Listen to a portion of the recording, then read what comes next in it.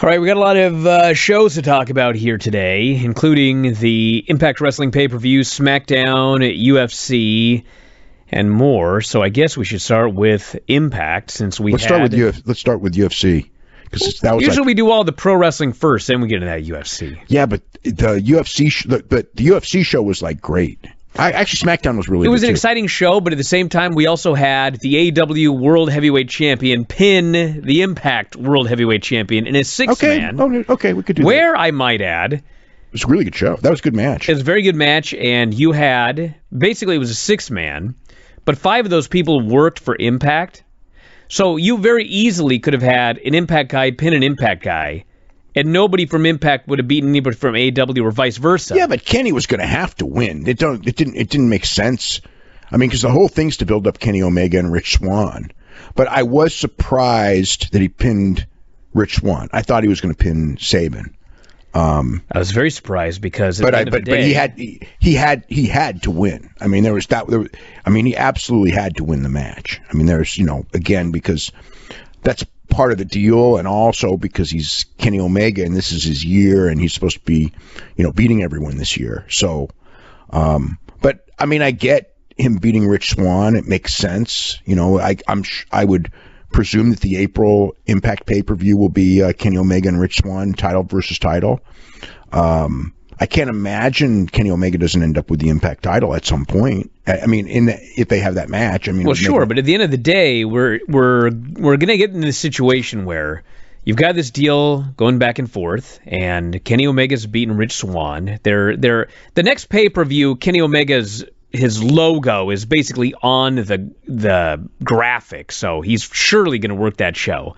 Well, it should be with Rich Swann. Yeah, and since he pinned the champion, he probably should be the championship match. Yeah. And I mean, if he wins, I mean, that's where it should go for now, but ultimately looking down the road, I mean, how does Impact Wrestling get their championship back? Who's going to beat Kenny Omega? Is Kenny Omega going to have to lose the AEW title before they let him do the job? I would think he would have to lose the AEW title first, and then he could do the job in Impact, yeah. But I don't think, I think Don Callis is going to want to keep him with that title. I mean, the longer he's the champion, the better it is for Impact. I mean, as long as he's the champion, there's going to be a lot more eyes on Impact. So him being the champion is the best thing, unless they don't want to do that, but I can't imagine not doing it. To me, that makes too much sense. Plus, Don Callis is strong and creative, and Don Callis wants to be Bobby Heenan with Nick Bockwinkel with the champ on that TV. So, I mean, I would think that that's inevitable. The one thing is that when Kenny Omega was in with Rich Swann, it was really fucking good. And I think that their singles match will probably be great. Rich Swann's so talented anyway. So it'll be like Rich Swann's been in with a lot of good people and everything, but it's just a step above. I mean, it was watching this show tonight, it's like, everything's fine and all that. And then when those guys got in the 6-man, like the very first spot practically, it was just like, oh my God, these guys are so much better than everybody else on the show. Like it was actually with was it Chris Sabin and Carl Anderson who started? Yeah, Sabin and Anderson started, and they were great. Yeah, but it's like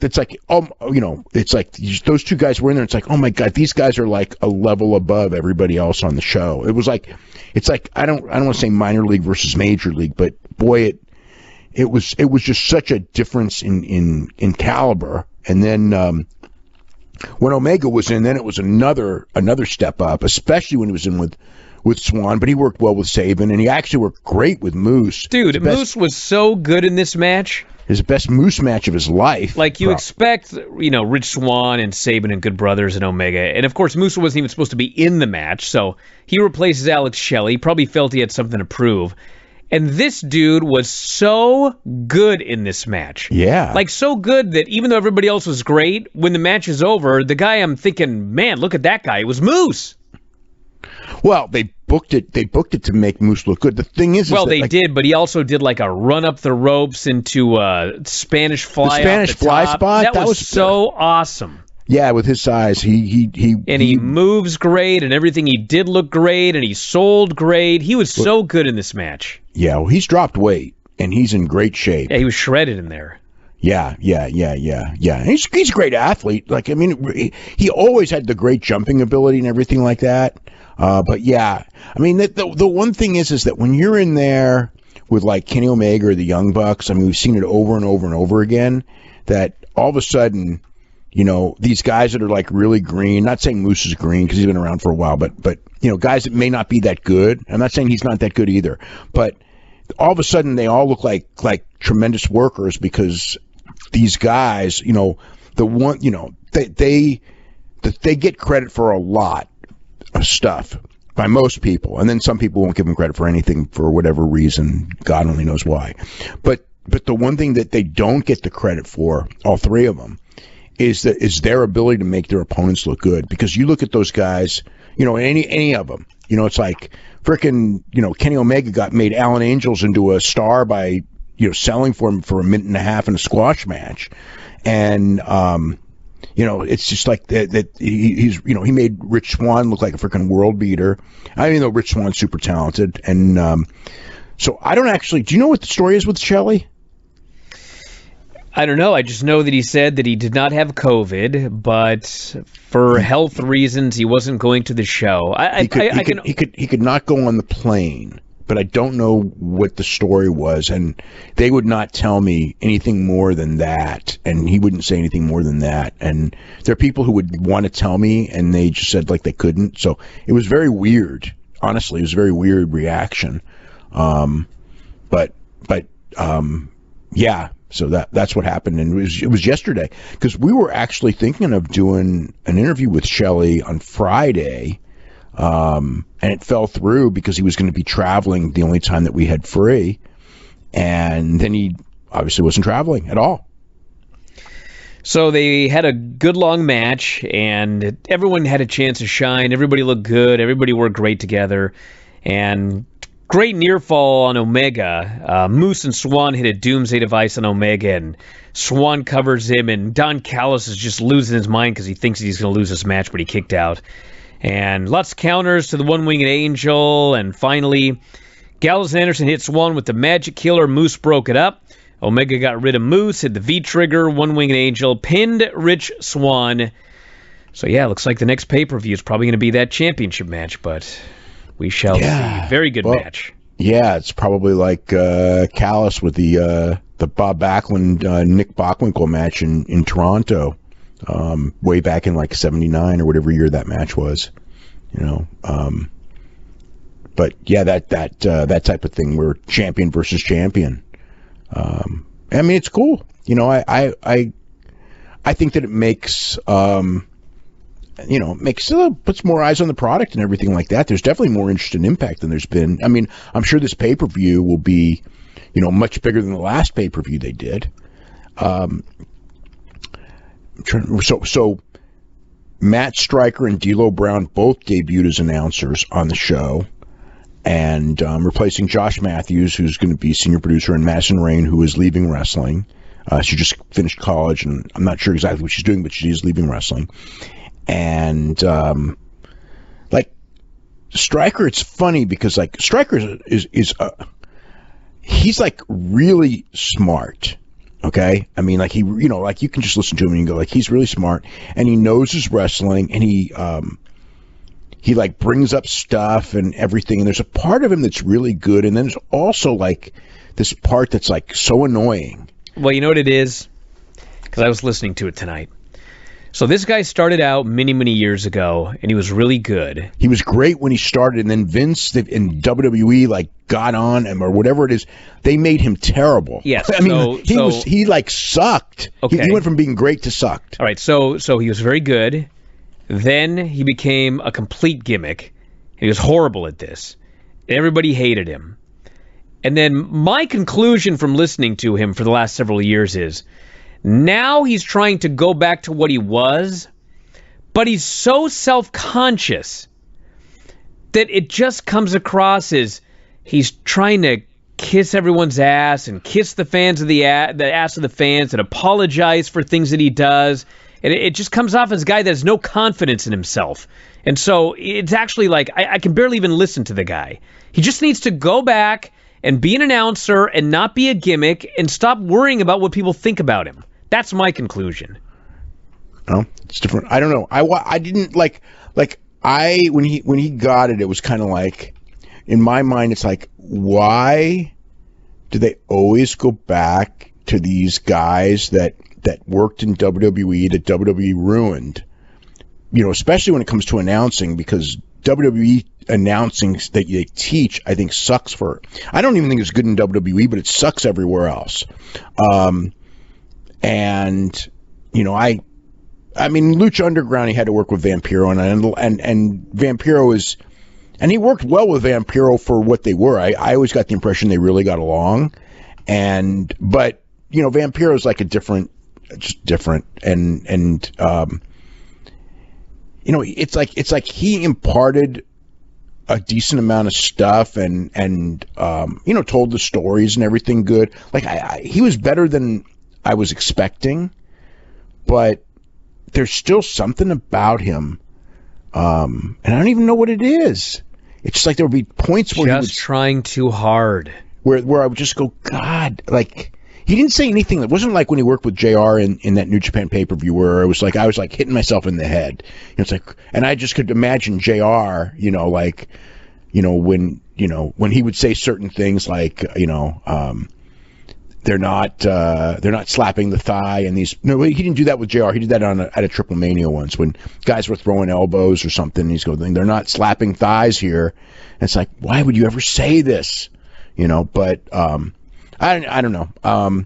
Deal was fine. I mean, he was a little bit green in some ways, but he was fine. And he, you know, he's been around wrestling for decades and he knows what he's talking about, and it comes across. I think that they'll be okay. I actually think they'll be good in time. You know, once, because the one thing with Stryker that I could see is that he has great knowledge, and I think, you know, it's funny because he'll bring up guys from like all over. Like he brought up Kota Ibushi being IWGP champion, like, and you know, for no reason other than, you know, Kenny Omega and Kota Ibushi are the two big champions, and they started out together and all that. And you know, it's like, I find that refreshing when you do that. You know, other people go, well, Kota Ibushi's not even coming to your company. Why are you wasting time? Which is that's the Vince mentality of announcing.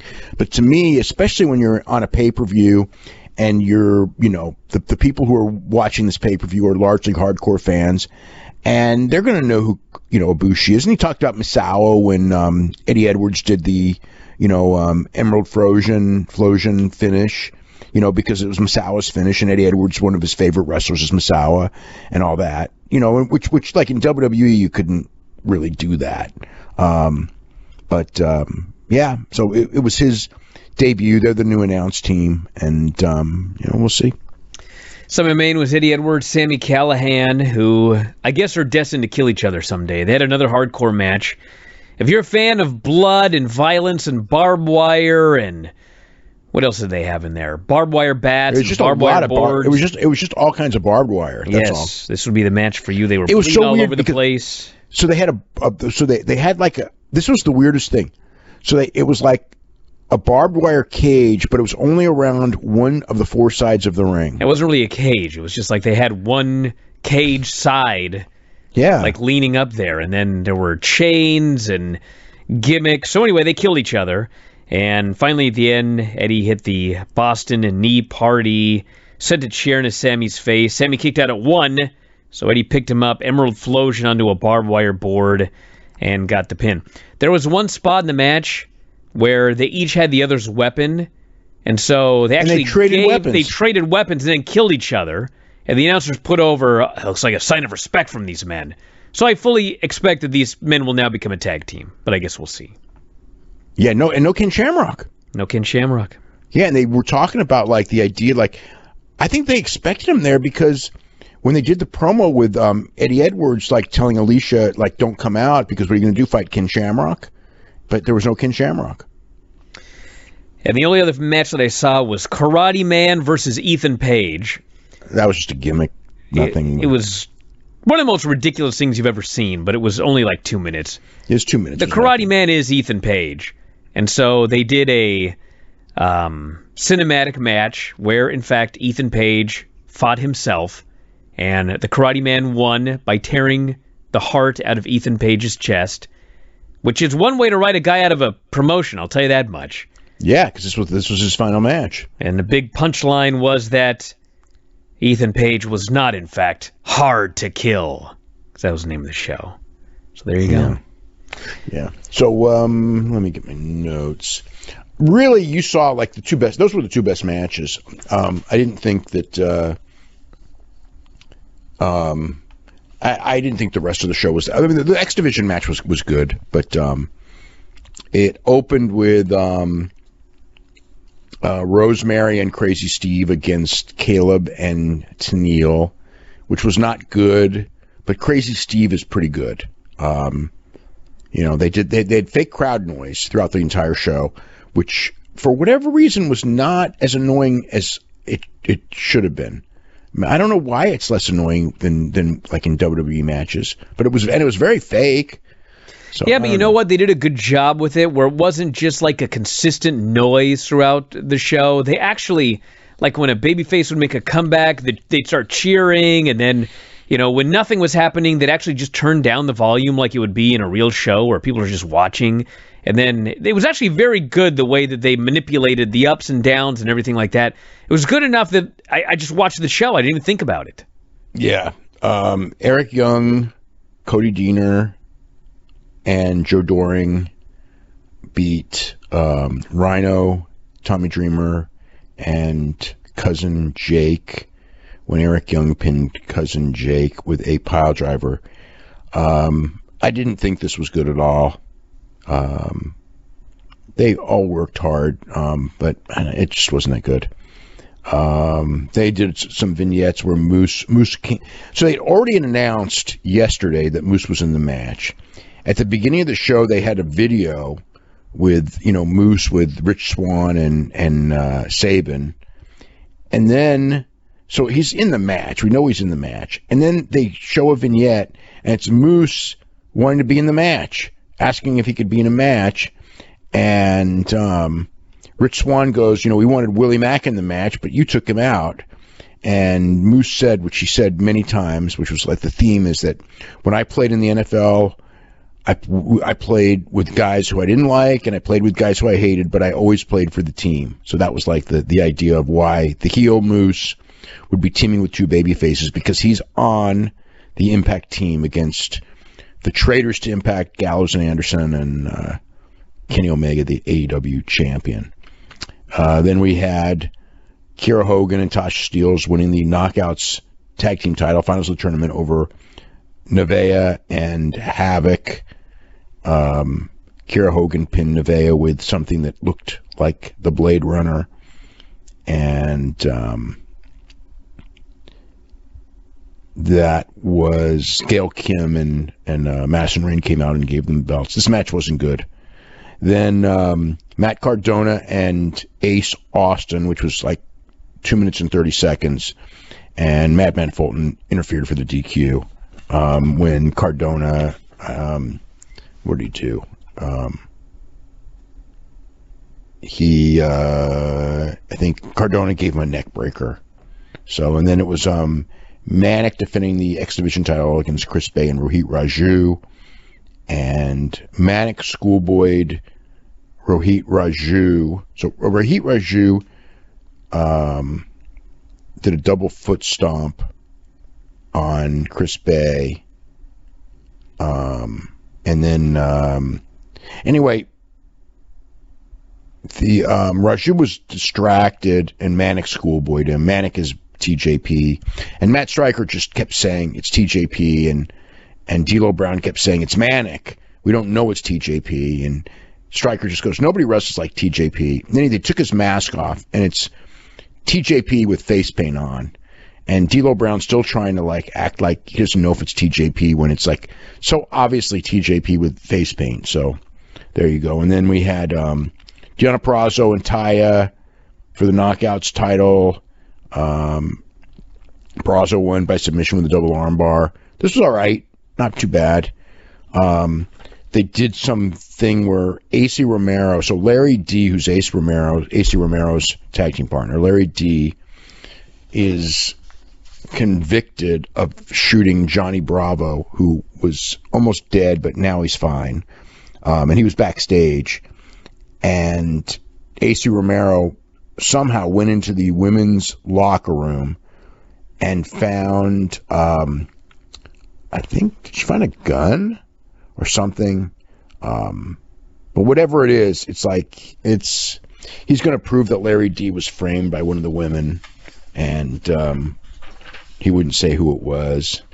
So that was that. And then that was the show. I mean, I would say it was a good show because the last two matches, the last two matches were good, and the X Division match was good.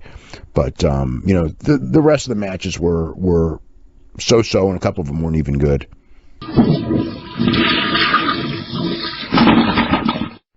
Ethan Page was not happy with the Ethan Page versus Karate Man match at Hard to Kill. What?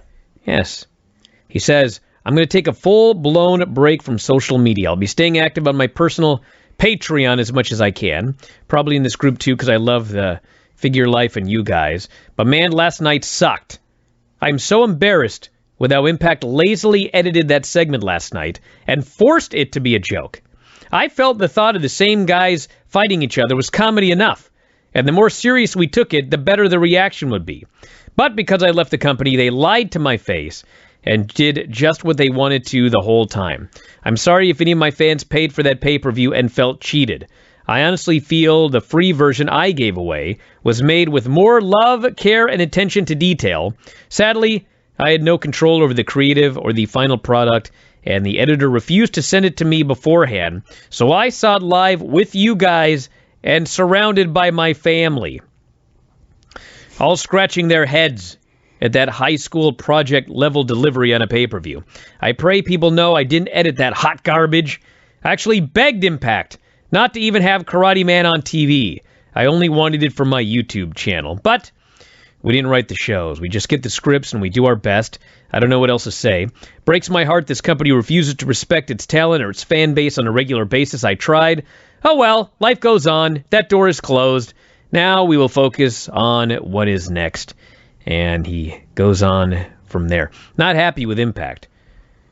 Calls it a greedy company that stole and tried to capitalize on someone else's hard work and creativity.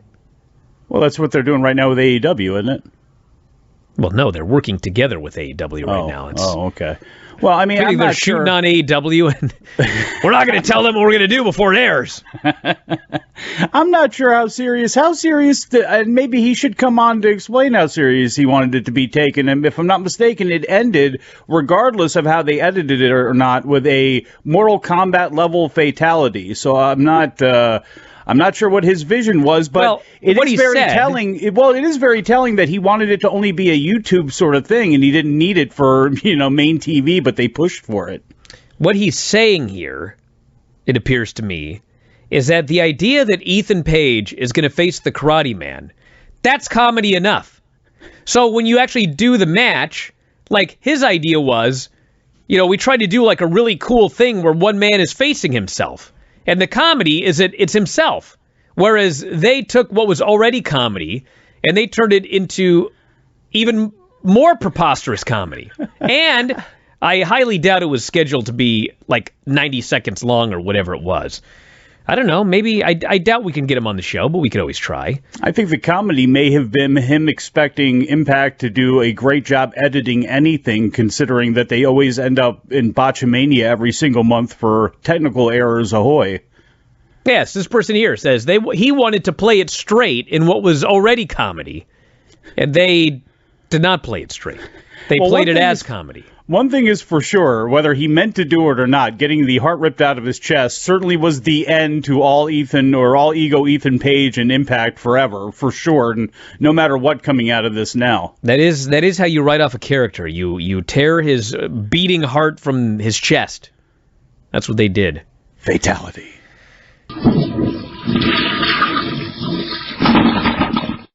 Black Taurus debuting at the Impact tapings.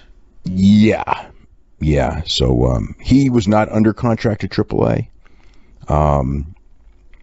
but he's been wanting to come to the United States. I'm I'm not surprised because AEW didn't use him because AEW's got so many guys and everything. But I know that when when they did the Triple Mania in 2019, with Omega, the Young Bucks, Cody were on that card, and they, I remember, Cody, I think, was the one who was raving to me about Black Taurus, and just thought the guy was great. But whatever, you can't have everyone, I guess. He's really good. So it's a good addition for Impact, which, yeah. All right, a couple of UFC notes here. Conor McGregor.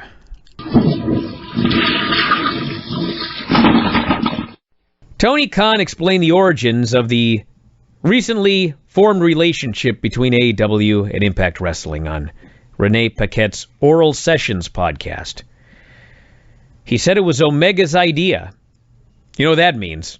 It was Don Callis' idea. He asked me about it, and I love good ideas, Khan said. There was something Kenny brought up that I thought was a great idea. I give 100% of the credit to Kenny. Khan brought up the relationship Callis and Omega have, noting that Omega has been a, quote, a very powerful advocate for Callis, who has made appearances in AEW as a manager for Omega. Regarding Omega's recent change in character, Khan compared it to Steve Austin's run in 2001 as a heel. Tony, baby, listen to me. Luckily, there are massive differences between Kenny Omega going heel in AEW here today and Steve Austin going heel in WWF in 2001. The difference is AEW has other baby faces. He didn't want to present the same Kenny. He put so much thought into innovating and changing. He brought up his appearances with Tony Schiavone on recent episodes, saying the paid ads idea came up while he was backstage at the Impact taping supporting Omega. While I was there, he says, Tony Schiavone lives a couple of hours away. I said, come hang out with me. And I came up with the idea, why don't we buy ads on Impact? It's great. It promotes our show. It also keeps the storyline with them going. And in fact, Tony Khan made an in-person appearance on the Impact show last night. So I guess all of you that were asking whether he was going to be an on-screen character, well, he's an on-screen character on Impact now. Less so on AEW, but he has appeared there. I know some people really don't want him to be a character, but this is my thought. You're welcome to argue this. Is there anybody that doesn't know that Tony Khan is the guy behind AEW? I mean, they talk about him on the show. It's patently obvious. So if every now and then you see the owner, I wouldn't even mind if he played a William Regal role and like he signed a match here and there. Do I want Tony Khan to be a heel on-screen character? Absolutely not. Do I want Tony Khan out there interfering in matches? Absolutely not. Do I want him out there getting in the way and being Eric Bischoff as part of the NWO? Absolutely not. Do I mind if every now and then he shows up? No. But the important thing is, and hopefully Tony Khan knows this, when we rewatched all of Raw and Nitro, when we went back and watched the Monday Night Wars, Nitro was like a really good show. But everyone talks about different times when they fell off the cliff or when did things start to go south, and they mentioned Starrcade or the Finger Poke of Doom or whatever. You know when that show started to fall off? The day that Eric Bischoff became a character in the NWO. As soon as that happened, you could see the storylines all of a sudden weren't making sense, and this didn't go to here, whatever, because the guy was so worried about his on-screen role that the stuff that he was doing behind the scenes to make a good show fell off. Now, Eric Bischoff did make an appearance or two before he joined and became a regular on-screen character cutting promos, and the show was okay when he was just there, here, and there. So I'm okay with that. But if Tony all of a sudden is going to be out there and he's going to be doing promos and he's going to run a faction, I don't think it's a good idea. But I don't think they're going to do that. So far so good, I say. To me, I don't see any need to trot him out more than 3 or 4 times a year, if that. You know, just the same way that you would see, say, Jim Crockett Jr. or something like that. And that's what I think they need on that show. I think they need a Sandy Scott, a J.J. Dillon, a William Regal, some sort of authority figure there to be the mouthpiece, because I don't want to see Tony Khan on there. I don't want to be reminded over and over again that he owns it. I know that. It's kind of like in the same vein with the Young Bucks or Cody Rhodes or any of them. Like, I think at this point, yes, everybody knows that they own it. Nobody is, or that they have executive vice president positions. Nobody cares. To me, like, you've now established the wrestling company. That, I think, can now fade into the past unless you really need it for a really key big storyline. That's, to me, the only time I would trot that stuff back out again. I think we've moved past that, and I just very simply don't have any desire at all to see Tony Khan play a role, whether it be having money thrown at him by the Young Bucks because they just super kicked another announcer, or him being out there. I mean, the paid ads with Tony on Impact are one thing. That is okay, I guess, but him being out there in the mix, I just... those things just usually don't end up well, no matter what the intentions of somebody is and no matter how much they say they've learned from the past. I just think it's one of those things that's better left in the background. Let the people that you're paying be out there and take up the TV time. Well, let me put it this way. Apparently, he also said on the podcast that he would never be an on-screen authority figure. But he is. He already has been. Well, I mean, I think he's talking like presence. out there every week and playing the role of Teddy Long. Okay, yeah. So there's 0 to 60, okay? So 60 is Teddy Long coming out every week and signing a tag team match, okay? But there's also 0, which was, for example, Jack Tunney. We barely ever saw that dude. Let's say that they did the storyline with... Cody, where he said, I will never challenge for the world title again. And granted, there was no contract signed. It was a handshake agreement. So someday they could break that stipulation, as long as it's years down the road. But let's say that there was a contract signed in storyline, and one day Cody turns heel or whatever, and he decides he doesn't care about his promise. He's going to challenge for the world title. If we had like an appearance where Tony Khan just appeared on the screen and said, as the owner of AEW, I have vowed that we will stick to our stipulations. And so, no, Cody, you are not allowed to challenge for the world title. And he disappeared again. You didn't see him for a year. I'm fine with something like that. Like Jack Tunney showed up after the Hogan Warrior match, and he made some goofy ruling about how the match was so violent, I cannot in good conscience allow a rematch. Well, we never saw the guy again.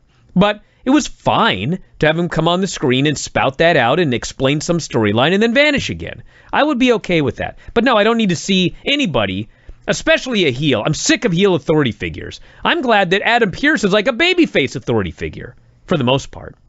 That's what it should be. It should be that. Obviously they have to make tough decisions, and they are the lightning rod. They need to make decisions sometimes that make the fans upset or give the good guy, give the bad guy the win. That's heat. That's getting heat. And using them, that's a way to do it. But for the most part, they should be on the side of good. They should be on the side of the fan because that's their job. They're working for a promoter and a company that is supposed to be putting smiles on faces. So that should be their role.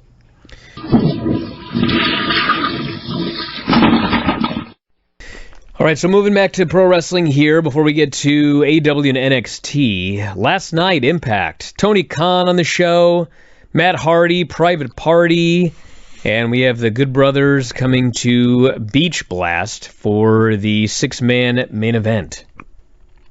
Yeah, the whole show was basically built for Private Party against James Storm and Chris Sabin. Since Chris Sabin, I guess it was probably supposed to be Alex Shelley, but Shelley missed the tapings.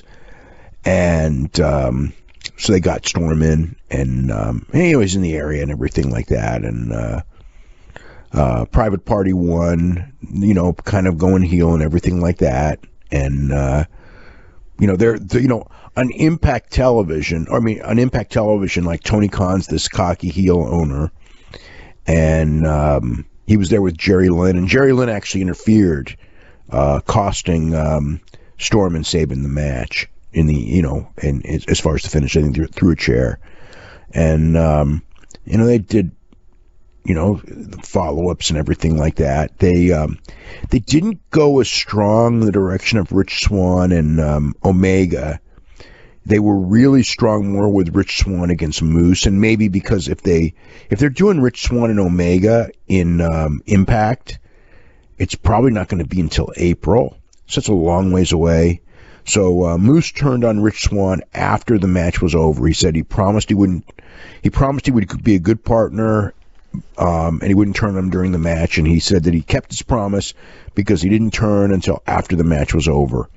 And they had a big brawl. Swann wanted to wrestle him on the show, and Moose came out and kind of did the stuff about how, we're going to do it on my time, not your time, so it'll be done later. And that was the farewell of Taya Valkyrie. They did some cute stuff when the deal was that she was actually the one who shot Johnny Bravo for that mystery, that silly stuff, very silly. And she admitted it, and the police came to drag her away, and they kind of made some remarks about her contract's up and she's not signing a new deal. So that's what this was all about. But Tommy Dreamer goes, well, the best case scenario is she's going to be going to prison in Jacksonville. The worst case scenario is she's going to go to prison in Stamford. And then I think it was Ace Romero goes, or she could be going to prison in Baltimore.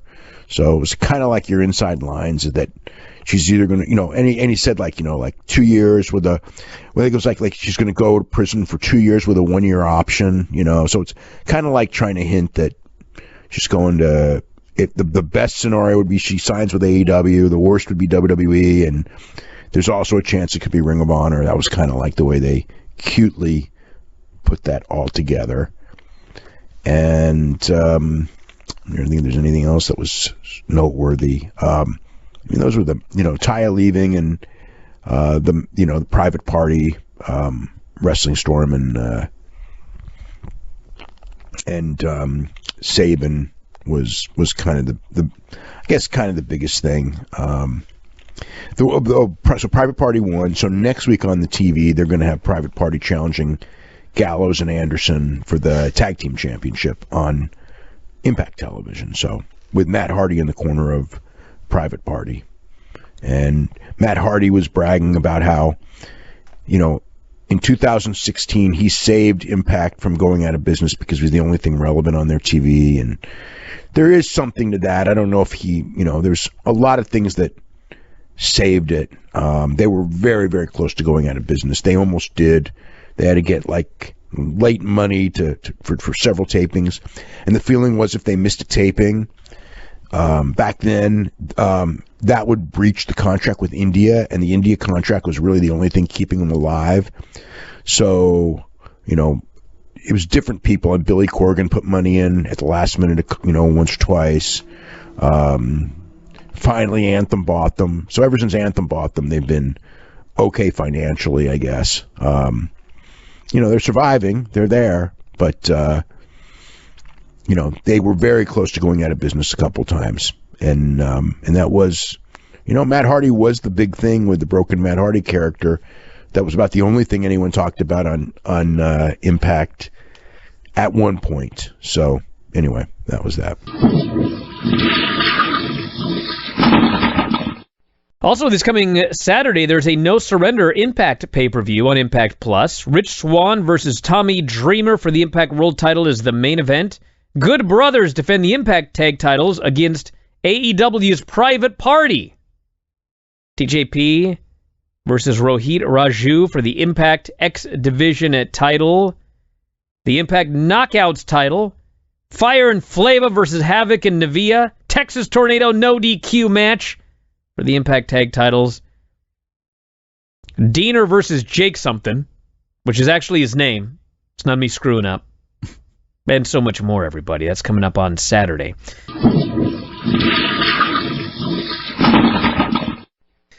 Tommy Dreamer did not win the Impact title on their show tonight. Well, nobody expected that he would.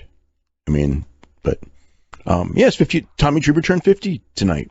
That's right, 50 years old. Chris Bay turned 25 on the same show. They were building that up as well. And somebody else, Nicola Roberts, turned whatever she turned. I don't even know the number. I know it was her birthday today. Oh, man, what a day. So, yeah, we had that, and then Private Party did not win the tag team titles.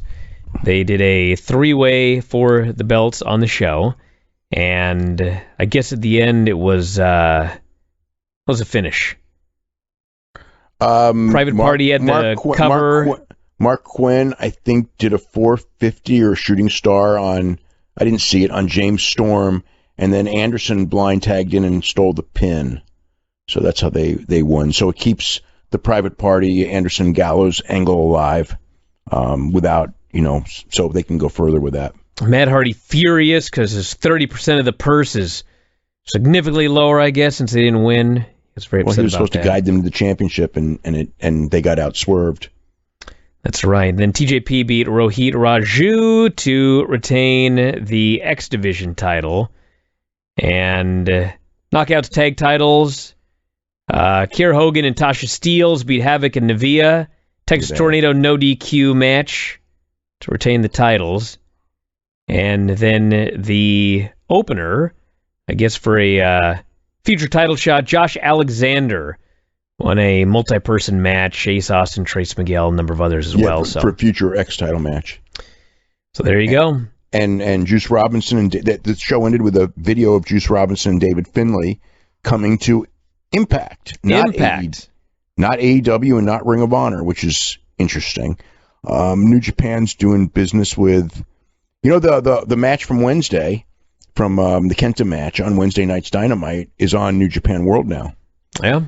So they are, everyone's in business now, and it's all open, and Okada's coming at some point, somewhere. I don't know where, but I know he's coming. Well, it ain't going to be at NXT, I'll tell you that much. Won't be. No, it's not going to be in NXT. And other people are coming. We may get. I don't know that. Again, we may get Okada. We may get Omega with Okada or Omega with Ibushi. I don't know that we're getting it. I just know that it makes sense that we would be getting it. But the doors are open, and that's a good thing. I don't know. You know what? It's so weird how some people are like. So negative about it. Why would you be negative about the idea of Omega and Okada wrestling each other one more time, or Omega and Ibushi wrestling each other? Dave, who's negative about this? I don't know. On Twitter? No, I see people all the time going it's going to, New Japan fans who just think that this is the New Japan so far above this that they shouldn't be working with these people, and how you remember that those guys left New Japan and that they, that they don't deserve to be worked with because of the way they left New Japan, and that they took a photo. This was so ridiculous. I was there when this happened. They took a photo in front of the Tokyo Dome, and how disrespectful that was. That was fucking respectful. That was to show, because when that photo was taken, they had a meeting set up, and they were the ones who were blown off. It's I don't know. It's really weird because, again, I was there that week talking to both sides. I was in the fucking middle of this. And I will tell you that there was one side that did not want to do business, and the other side thought they were going to do business with them. And the one side just treated them like they were, we don't care about anybody but Kenny Omega and Chris Jericho. You know what I mean? We care about Kenny Omega and Chris Jericho, but the Young Bucks, they're not that big of stars. And it's fuck, that's the reason you guys were strong in the United States to begin with, was, not just the Young Bucks, that they were not the only reason, but they were a key reason. And they were certainly the reason for the merchandise selling. And to just kind of and they wanted, those guys wanted to work there. They wanted to work the big shows. That's what they thought they were going to do.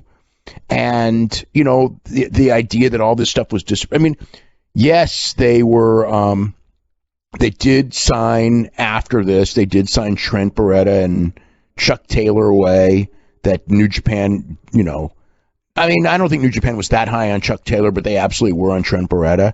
It's not but they were going to use them both as a regular team. And, there's other things that happened. And, they did try to, talk to everyone, whether it was Juice or Jay White or whatever, because they wanted the best roster they could get.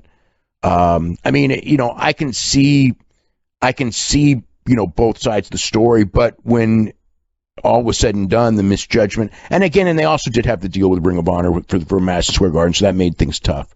But there were still better ways that you could handle it, but it's the door, the forbidden door is now open, and we're gonna get, hopefully we don't get too much of it at once, because then it won't be that good. But at certain points, it would be very good to have different things. And unfortunately, it's great, but we're not going to get a lot of it because, right now, because of the quarantine measures, it's tough. When this pandemic is over, and we can freely travel back and forth, that's when we'll be able to get every dream match that they think that will sell, and they think will be good. It will be open to getting. That's not saying we're going to get every one of them, but we're going to get a lot of them. But we're not going to be able to get a lot of them right now, just because of the travel restrictions. All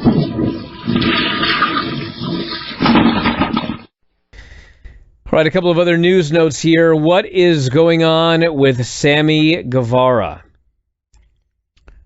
So Impact had TV this week, tapings this week, and he was supposed to be on them, and he went, and he didn't like the creative, I guess. I heard from one person who had said that, like, at Impact, I don't know what the creative is that he turned down, but they said that the creative that he turned down was something that he should turn down. So he didn't like it, and they decided to do it with Black Taurus instead, and they did not use Sammy, so he's not going to be on. He came there, and then he went home. So I think that's the basic gist of that. But there's no heat or anything like that. As far as like that part, I think has kind of been blown up out of proportion in the sense that, AEW and Impact are still working together. It's just whatever. And I did not hear from an AEW standpoint, there's not any heat on Sammy for what he did. So I'm sure there is from the Impact side. I'm sure there is, but that's just what the deal is. I guess the idea is they wanted to give you the idea that Sammy's quit, and by putting him on Impact, it makes, it acts like he's quit before he comes back and does whatever he does when he returns. He didn't say he was going to Impact, but when he left the show and said, I need to get out of here and go someplace else for a while, it seemed abundantly clear that he was going to be going to Impact for a while. Well, at that time when they taped it, that was the idea, yes. So what happens now? Like, we don't know? He's not going to Impact, or? He's not going to Impact, no. He didn't do the tapings, and... But, he's done with Impact. Like, he's not going for the next set of tapings. It's just, that's it. I don't know 100%, but I think so. I think that he's not going, because by that point, you got to remember, they tape a lot of shows. So by the time that they tape the next set of shows, I'm presuming it will be after however many weeks it is before he makes his return. I would think, the way he left and everything, I was thinking, if it was me doing this is like a 3-week thing before he comes back. That's just my estimate of it, and we got a pay-per-view on March 7th, so that would probably be the time and place. I do not know, but it just feels to me like that's what you would do. So by that point, there's no point in him going into Impact once he comes back as a babyface. And I'm all right. So here's my question. Yes. So obviously there's this agreement with Impact and AEW. So Sammy's going to go do some stuff for Impact. It seems to me that this should have been hammered out. Like, what's the guy going to do? Because obviously he's a big star, and to me, if I'm Tony Khan, I don't say, well, just go to the tapings and, like, whatever they want you to do, you can go do. Like, what if they want to beat him 15 times? Well, I'm saying I don't know what they asked him to do. I don't know what they asked him to do, but I do know some of the framework of it had to have been agreed to, because Tony Khan has to know essentially what they're doing with his guys. When it comes to anyone, like if like his guys go to New Japan, it's like he does have to know what they're doing. It's even though, like, just like Jericho, who's got in his contract he can go. Tony Khan still will have to approve. It's not like that Jericho can go there and lose to Ren Narita and Khan can't stop it. He can. That's part of the deal of him. He has to approve of what these guys are going to do. So whatever it was, he had to know something. And obviously, how detailed, I don't know. But obviously he did not like it, because if he did not like it, it wouldn't have happened. So whatever it was, he was fine with, but Sami wasn't. So that's the situation. It's just interesting because, like, if Tony Khan's fine with it, Sami needs to do it, right? Well, he didn't, so I guess not. The top guys have some leeway. And I mean, here's the thing. He didn't refuse. Okay? I mean, he may have refused. From what I gathered, it was they had an idea, and he said, like, he didn't like it, and he wanted it, he wanted things changed in it. It wasn't like, I'm not going. He went. It wasn't like, so it's different. And I guess maybe they took it in a different way, that, well, if you don't want to do it, this way, we're going to have somebody else do it. So, and I mean, that happens all the time. I mean, when people make, ideas or whatever, the talent in AEW will go and they'll go like, how about we do it this way? How about we do it this way? And it's like, at the end, Tony Khan will say yes or no, but he absolutely listens to everybody's input. So that's not unusual for AEW, the way that's done. So I again, not knowing what the angle itself is that got him upset, it's hard to say. And I would presume it comes out at some point, but maybe not. I don't know. I mean, I asked around, but no one's told me what the angle is yet. Maybe somebody will. But, it's just one of those things. But I haven't heard any, like, heat from AEW on Sammy Guevara or anything like that. Like, now we're not going to push him.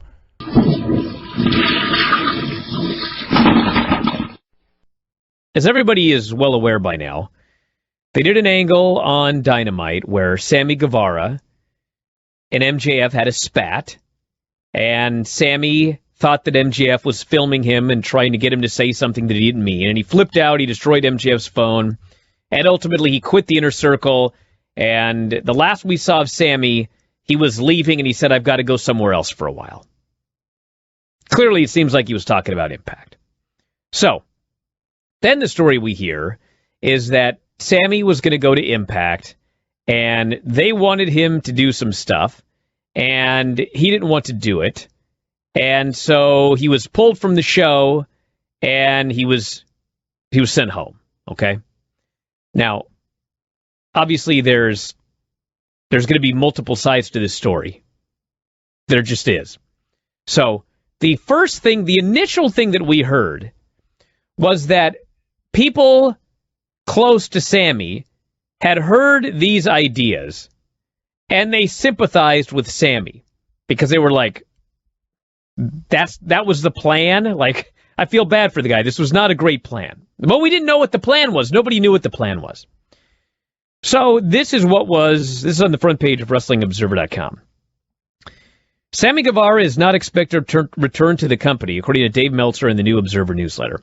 Following his on-screen departure from the Inner Circle on Dynamite, he arrived in Nashville to work the February 9 through 11 Impact tapings as part of an angle. However, he didn't like the creative plan, and after making some suggestions that were turned down, he was told he was not needed. One story Meltzer could not confirm was that Guevara was set to be part of a six-man tag on next week's show where the winning team would move on to a three-way match for an X Division title shot. He was set to team with Ace Austin and Chris Bay against Willie Mack, Josh Alexander, and Trey Miguel. Austin and Bay will team with Black Taurus instead. Guevara reportedly suggested winning the X Division title before returning to AEW with it. He would never lose the title, and it would then be stripped at some point and put up for grabs in a tournament. Meltzer did confirm Guevara was going to win 3 matches at the tapings, adding that Jericho and Don Callis came up with the initial angle, and whatever happened made them look bad. Guevara was only scheduled for that set of tapings. Meltzer said Impact was really mad about AEW sending talent over, putting plans in place, and then the talent wouldn't do what was planned. Everything appears to be smoothed over now, but there are those in Impact who said that the company was not happy at first with how it went down, and it could have impacted relationships. Guevara has not spoken about whatever happened, other than a tweet with a quick clip from a recent vlog. And then they go on from there. So, this is what I was told. And I was told this today, so it was probably a reaction to what was written in the Observer. And this is from people close to Sammy Guevara, so this would be his side of the story, okay? Sammy's side of the story is that he was never going to win 3 matches on Impact. The idea was that he would lose some matches, he would be beaten down, he would ultimately win a match, and then he would be beaten down afterwards. And apparently he also told people that he was supposed to be, they wanted him to be in tag matches, but he didn't think that he should be in tag matches because the whole storyline on Dynamite is that he's splitting from the Inner Circle and he's going it alone. So I guess, apparently in his mind, it was like, well, if the storyline is me going alone, why would I go to Impact and then do tag matches? And apparently, he told people he was upset with this idea that he wanted to win the X Division title and then never lose it. Apparently, he had an idea that involved him winning the X Division title, but not that he would never lose it, not that he would go back to Impact, not that it would be stripped or anything like that. But the point is, they weren't going for any of these ideas. So, his side of the story was that I had ideas, and they were not listening to any ideas, and it was their way or the highway, and he wasn't feeling comfortable, and so he called whoever it would be, Tony Khan, Jericho, I presume Tony Khan, because Tony Khan is in charge of AEW, obviously, and when he expressed that he wasn't interested, the whole thing all fell apart. So, from there, stories have been coming out. Maybe someday Sammy will actually say what happened, but I'm not sure Sammy wants to say what happened because I think that he doesn't want this to be blown out of proportion. He doesn't want to complain. I don't know what the story is, but he hasn't said anything yet. And if I were in his shoes, I probably wouldn't want to say anything either because if I was upset with Impact, I wouldn't want it known that I was upset with them, especially if the story that's coming out now is that everything is fine on both sides. So all I know is that's the story I heard. The story that Dave heard is in the Observer. That's both sides of the story. Perhaps the truth is somewhere in the middle, but that's all I can tell you about Sammy Guevara and Impact. Well, let me take the least important thing first as far as what could impact relationships. No offense to Impact, but they can get as upset as they want. They still need AEW no matter what. So, period. And with the way that Don Callis and Chris Jericho work together, I don't think there's going to be any issues. Even if people are upset, it's going to be I don't think things like this are going to affect the relationship. It can be annoying in the moment, but I don't think anything really affects the relationship. And Impact really has no leverage anyway, so it doesn't really matter. Those are two diverse stories as far as what the creative was going to be. And there is, from these guys are independent contractors. We always talk about they should have some say. And we hear stories of the past about guys who were unhappy about things and they put their foot down. And sometimes it works out to their advantage. Sometimes it doesn't. Those are two very diverse things that were set to happen, depending on what side you're looking at it. And if I'm Sammy Guevara looking at it, I agree with everything he said, or whatever this person is saying that he feels.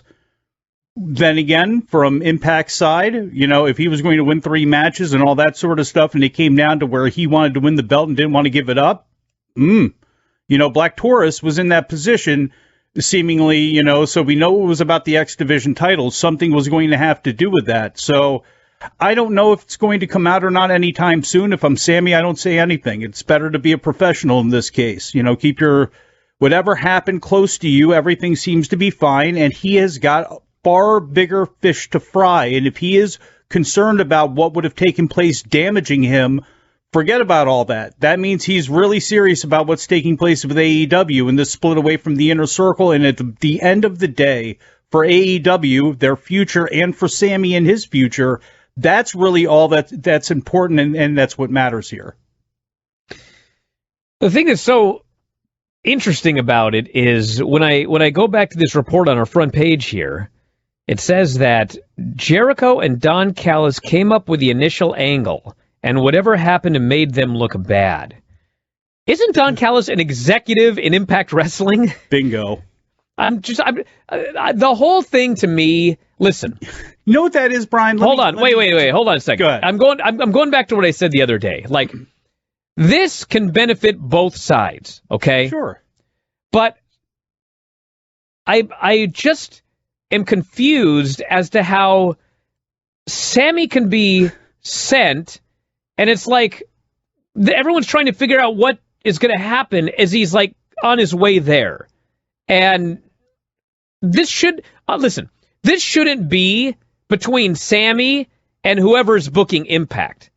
Like, to me, this should be between Tony and, like, Don Callis is an executive at Impact. Or maybe whoever the head of creative is in Impact. It should be like the head of creative in AEW, the head of creative in Impact. Like, all of this should be ironed out and everyone on the same page. Like, before we start sending, because this is just weird. Like, all right, we're going to send you Sammy, and obviously, you know what I'm saying? Like, what if Impact wanted to do something dumb? What if AEW wanted to do something dumb with someone from Impact? Like, shouldn't this be hammered out? But anyway, stand by. We'll get more thoughts from Mike after the break. Observer Live. Back in the show, Brian Alvarez here, Wrestling Observer Live. Mike Sempervive, also WrestlingObserver.com. Boy, do I got something here on the WWE side. But do you have anything you want to add first before I get to this? I do, actually. This reminds me a lot of just like, an NFL situation where, teams are negotiating in the press and, feelings are hurt and they want to let people know that those feelings are hurt. Obviously you heard what you heard today, which is in direct response to what was written. And frankly, what was written with the possibility of Don Callis losing a face in a company that desperately needs him, and that he has so much power in, and the direct line, say the direct hand to Impact, where to AEW, where Chris Jericho has such sway. What that strikes me as is they're not gonna, be hurt with any relationship. It's what's hurt her feelings. And what they may look at this as we're losing face because we set all this stuff up. Hey, and then, maybe they look at it as a sign of weakness, and that's, I think, that's the feeling that I get from their side, the way it is. But all of this is so up in the air, and it's all just, speculation and rumors and whatever, because we don't know, how much of one side or the other is actual truth and how much of this meets in the middle and is actually what they all really said when they were all sitting there talking about this. Now, before we go, I should mention there was the Impact Wrestling Sacrifice pay-per-view, and we have a new X Division champion. Ace Austin beat TJP to win the title, and also Dave Finlay and Juice Robinson beat Gallows and Anderson to win the Impact Tag Team titles. How can they do that when they're in Japan right now? So we're not going to be getting a title versus title match with the Young Bucks, it's looking like. Yes, we are. Well, not if the Good Brothers are no longer the tag team champions. They're going to win it back. Finlay and Robinson don't even work for Impact. They're just there to do a story. They're there to drag it out, so you don't rush into, because there's no point in rushing to the other thing when you're doing Kenny Omega and Rich Swann. The other one you can wait some time. You don't want to do them both at the same time. So Kenny Omega and Rich Swann is going to be April 24th, I think. 24th. Yeah, they're really going all out to promote this one. I mean, they're trying to promote this like it's the Bob Backlund versus Harley Race modern version, or Kojima and Tenzan when they were both world champions. The world champion versus world champion match. So that's Impact's goal of doing it. And the one thing too is I think Kenny Omega and Rich Swann are going to have a as good an empty arena match as you're going to see. I think those guys are just going to, because for Rich Swann, like, it's the biggest match of his life, and he's talented as hell. And Omega's, big match Omega is always going to be good. So that's, I'm kind of like looking forward to that one. And I'm just curious of, okay, someone's going to end up with both belts, and I think everyone knows who that's going to be. I'm just trying to figure out how they get out of this one. Like, I know how they get into it, but I don't know how they get out of it. I mean, it's getting into it's fun and easy. Getting out of it is kind of hard. I mean, the only, I don't know. I don't see Tony Khan allowing his world champion to lose to another guy until he loses the title. And better build up a pretty good three-way then. Where? I don't know, but that way he can lose the title without being beaten. Oh, man. I suppose you could do that. But I mean, if that's the only other option besides he loses the AEW title and then loses back to Swann'a. Well, you can do that too, but I don't. And those are like the only two options you've got. Yeah, let me think. Is there anyone out there like who should win the AEW title from Omega when the time comes? Well, the time is not now, so I can't answer that question. I think it might be a little early, but Moxley's had it. I wouldn't go with Jericho, although I'm not yet. I would say, who else is there? Adam Page? Could be Adam Page. This feels way too early to even have this discussion. Well, he's got to lose at some point. I don't think it should be like in the next couple months. No, I don't either. You know why? Because I think that they should be having frickin' Kota Ibushi and Kenny Omega doing the same thing before Kenny Omega loses the title, before Kota Ibushi loses the title. I think that there should be a frickin' Kenny Omega Kota Ibushi match when the travel situation clears up, whenever that will be, and that should be whether it's in the September pay-per-view or whether it's at the Tokyo Dome or whether you do two matches, one at each. That's what this year should be. That should be the feud of the year.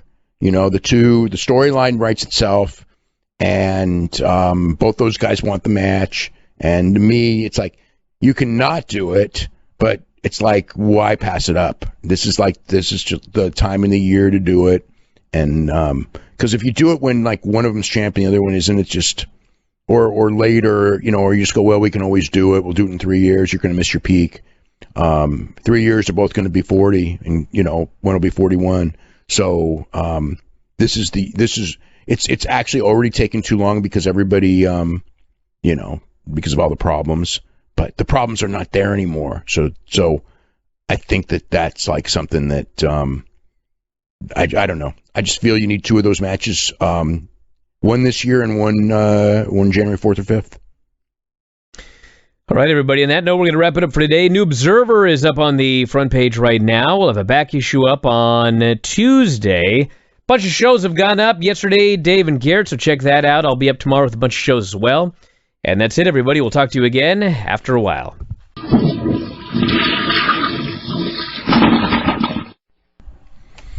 So Impact Rebellion's moving their pay-per-view date.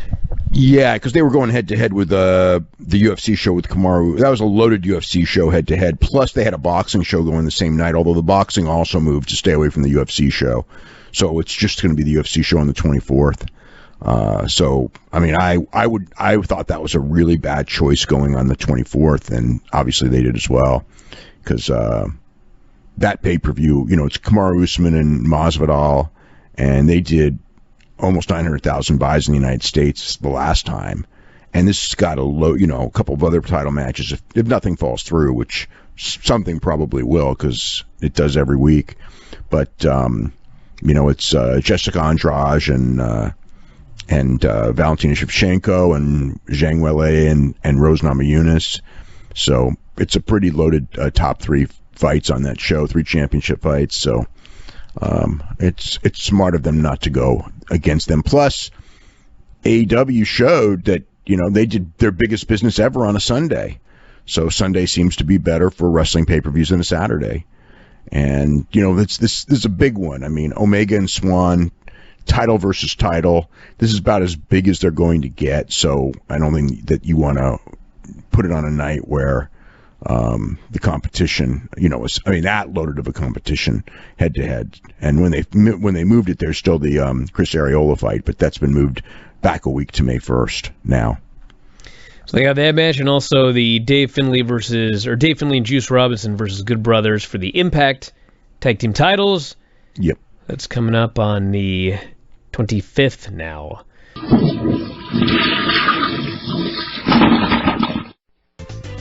We got a big show to talk about here today. What a show it is. Mm-hmm. We watched the Impact Wrestling Rebellion pay-per-view. Most of it. Well, Craig missed. I don't know what's going on, dude. I don't know. It ain't on us this time. No, this time. Vinny's playing a cross between Cool Kyle and Orange Cassidy. Yeah, 420 was 5 days ago, dude. I haven't smoked a damn thing. You what? I haven't smoked anything. Dude, you can't even spit your words out. How much did you drink? A lot. Why? Why not? Because Impact was on.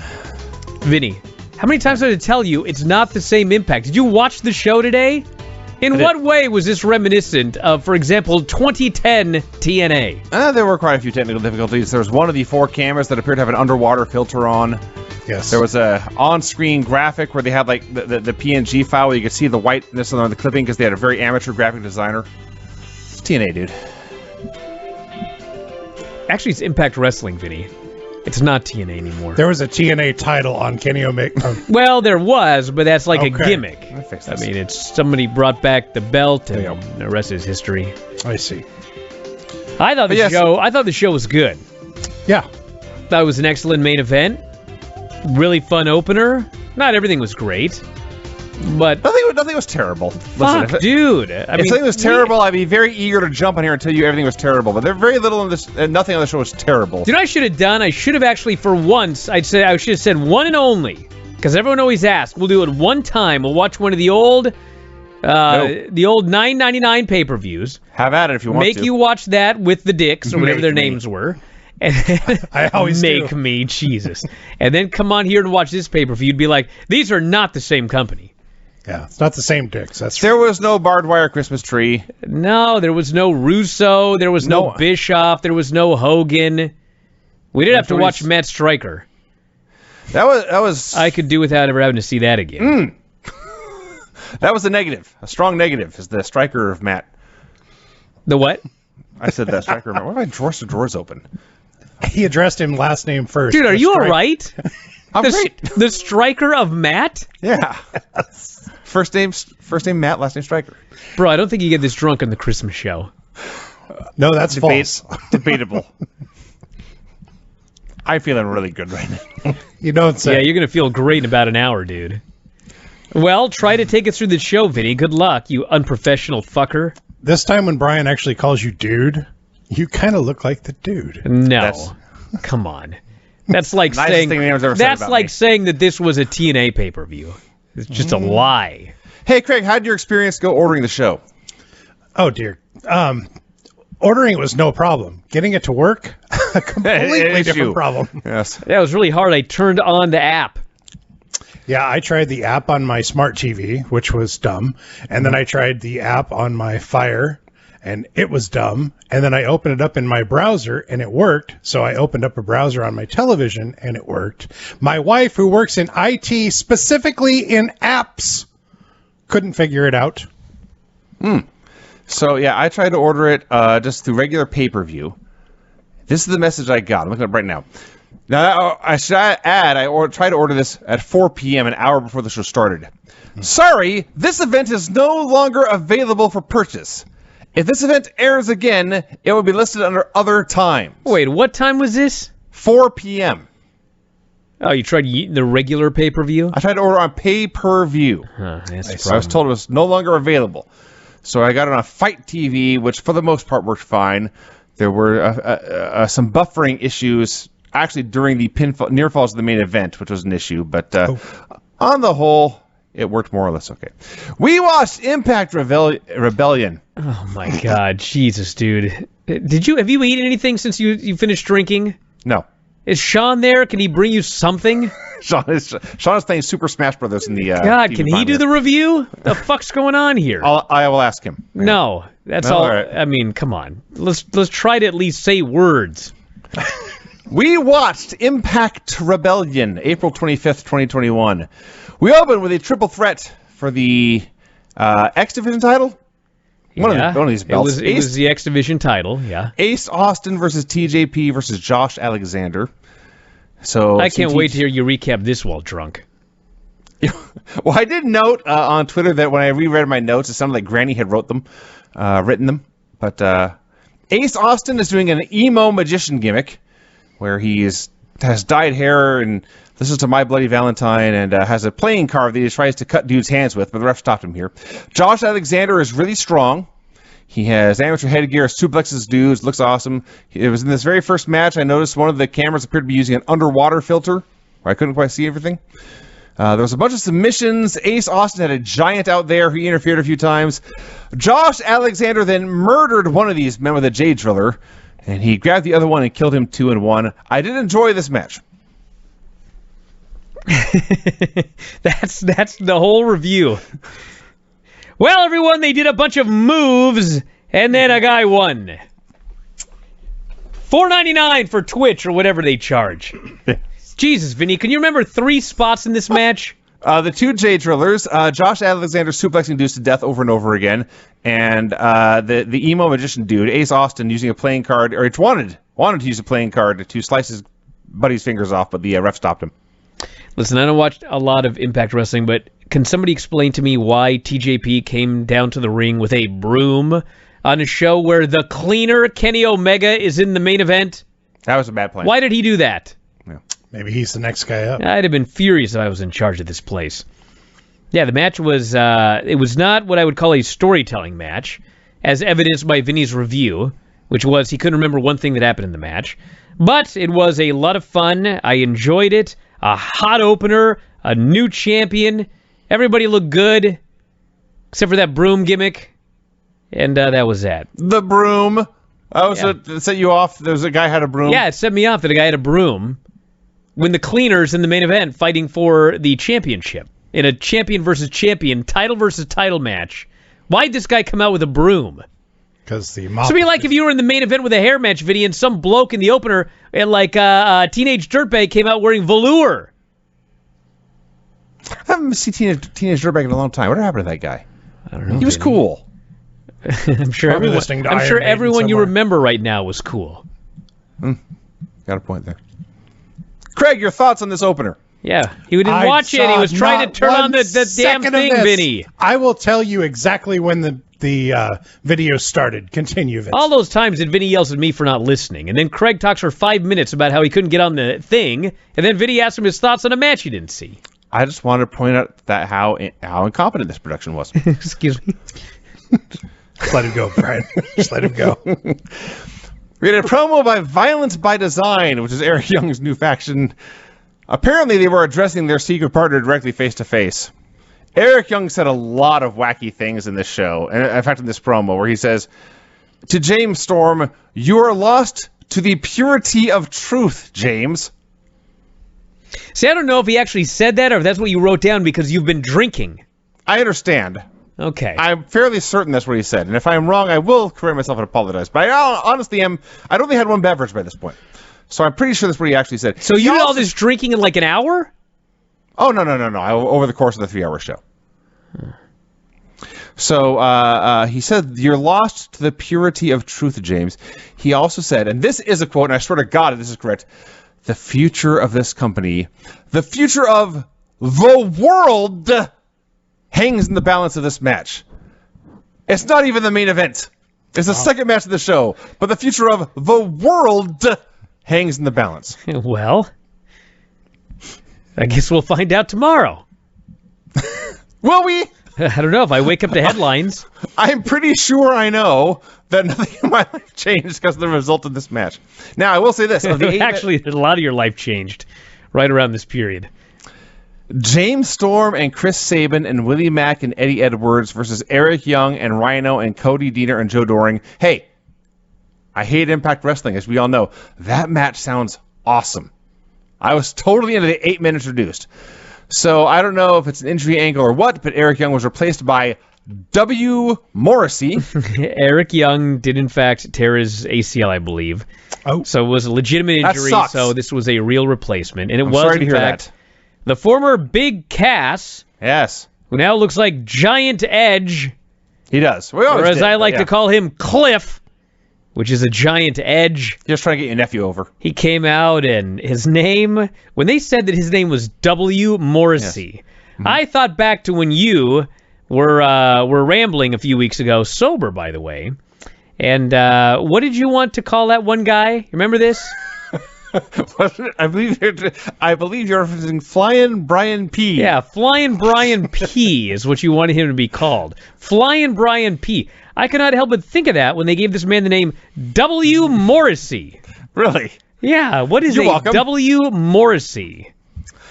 And quite So frankly, this is- Cliff Morrissey is not a bad name. No, C. Morrissey. W. Morrissey. W. He is human and he needs to be loved just like everybody else does. So this is when I finally was able to log into the pay-per-view. The first thing I saw was Big Cass, and I almost turned it off. And I almost turned it off and told you to go pound sand. But You I'm bought it. somewhat of a professional. It's too late. I thought this match was fine.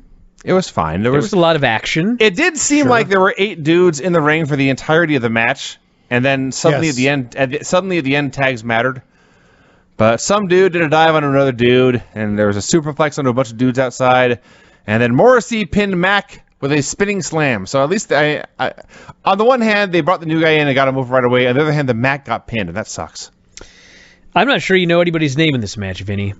James Storm, Chris Sabin, Willie Mack. Well, you Eddie wrote Edwards, it down, but like you just said, dudes dived on dudes, and dudes. That's because the fell cameras, down and- So we'll get into this, but they stole, of all the things to steal from WWE, they appear to have stolen the camera cuts. So they were cuts mid-move. I swear to God, I remember I was looking at the left-hand side of the screen. I think it was Sabin, but somebody dove off the apron onto a man I could not see, and just made sure I didn't see. As he was in midair, they cut to something else going on the other side of the ring. That did happen. Thank you. I really liked the superplex spot where Sabin was superplexing Delaney, who had slipped at the last second, but Sabin would hear none of it. Wait, there and was just- no Delaney in this match. Yeah, who's Delaney? It was Colin Delaney. No, there was no wasn't. Delaney in this match. Colin What was his- Delaney. I'm sorry, Cody I'm sorry. Deaner? Cody I'm sorry. Diener? Who was I thinking of there? I don't Anyway, know. Is anybody on this program sober right now? So Why would you Diener was taking the suplex, but he slipped at the last second. But Sabin was hearing none of it and just herked him down and dropped him onto the pile, and the kid almost broke his back. Probably. Who was not Colin Delaney? No, he was not Colin Delaney. It was In fact, I'm- Diener. Who You is Colin wiener. Delaney? Excuse me.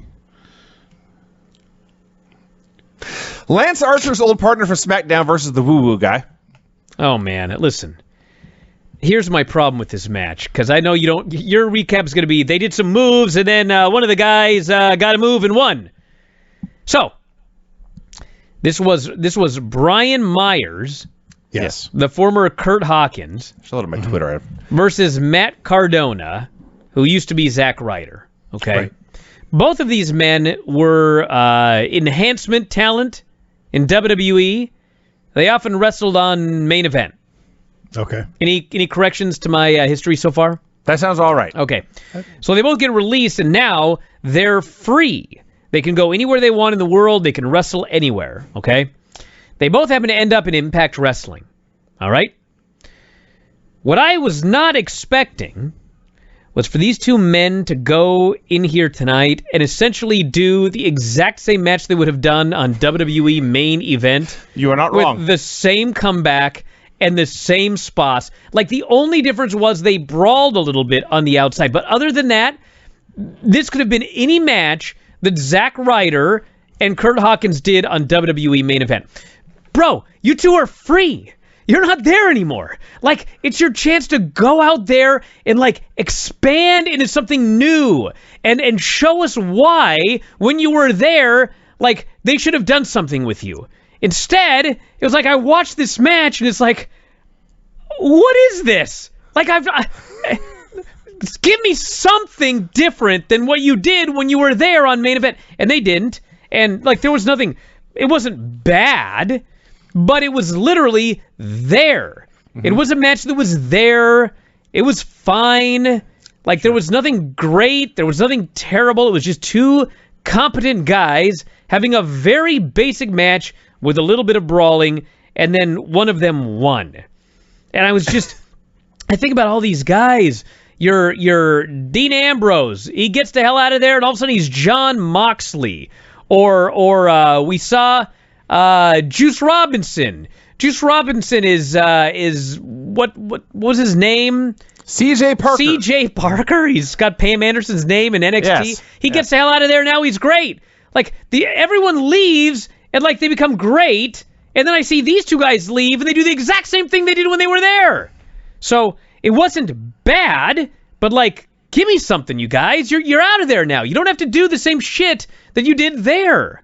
That's the point of getting out of there. That's my review. Matt Stryker was mostly unoffensive. Oh, God. Unoffensive? Really? He was He was horrible. terrible. Okay, in this match, I noticed He was much more annoying than I was.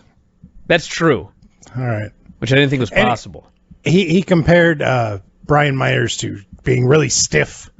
And he says, just like the color of wet cement that he is wearing. No, wet cement Yeah, is what's not. in men is even I know that's not stiff. It takes a while before it gets he's an idiot. So I've realized I wrote way more on Twitter about the show than I actually put in my notes. So that's on me. I shouldn't have done that. So apparently Brian Myers' finisher is called the roster cut. Right. Which is awesome. And I have a whole new level of respect for the man. For that kind of self-aware humor. The roster cut. Now, I guess it's the lariat hit at the end. If not, whatever. Cardona, at one point, did the leg lariat onto the ramp, busted his ass, at which point D'Lo Brown said, "Coccyx." Yes. I thought, man, this show's turning around. But no, because Matt Stryker then said, bifurcated. He said Brian Myers had bifurcated. That is what he said. Which caused me to look this up. Bro, it's a split. It's like a snake's tongue. Divide into two branches or forks. Yes. That is not at any bifurcated. point He what used Brian that word. did at any point in this match. Fuck, if I wanted to read the goddamn thesaurus, I'd just read the fucking thesaurus, dude. Nothing wrong with that. So the finish is Cardona goes for a leapfrog and tweaks his knee. Did a great job selling the tweak of his knee. And they throw up the dreaded X, and the whole tone of the room changes. The whole tone of the room changes to the point where it made it clear these guys were prepared for this leg injury to happen. And Stryker is name dropping Chris Weidman and also Tim Crumry, who had a gruesome leg injury before most of you listening to this were born in the Super Bowl many years ago. And he name drops all this, and then it turns out Brian Myers is a dick, and he hits a big lariat, and he pins his old partner. What an asshole. He was a coccyx. He was. That's what he was. We have a Tony Khan promo where he and Scott D'Amore agree there should be two referees in the main event. We have Jordan Grace and Rachel Ellering versus Kiera Hogan and Tasha Steeles.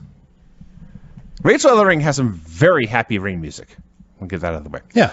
So they're doing this match, and all I wrote down was the commentary.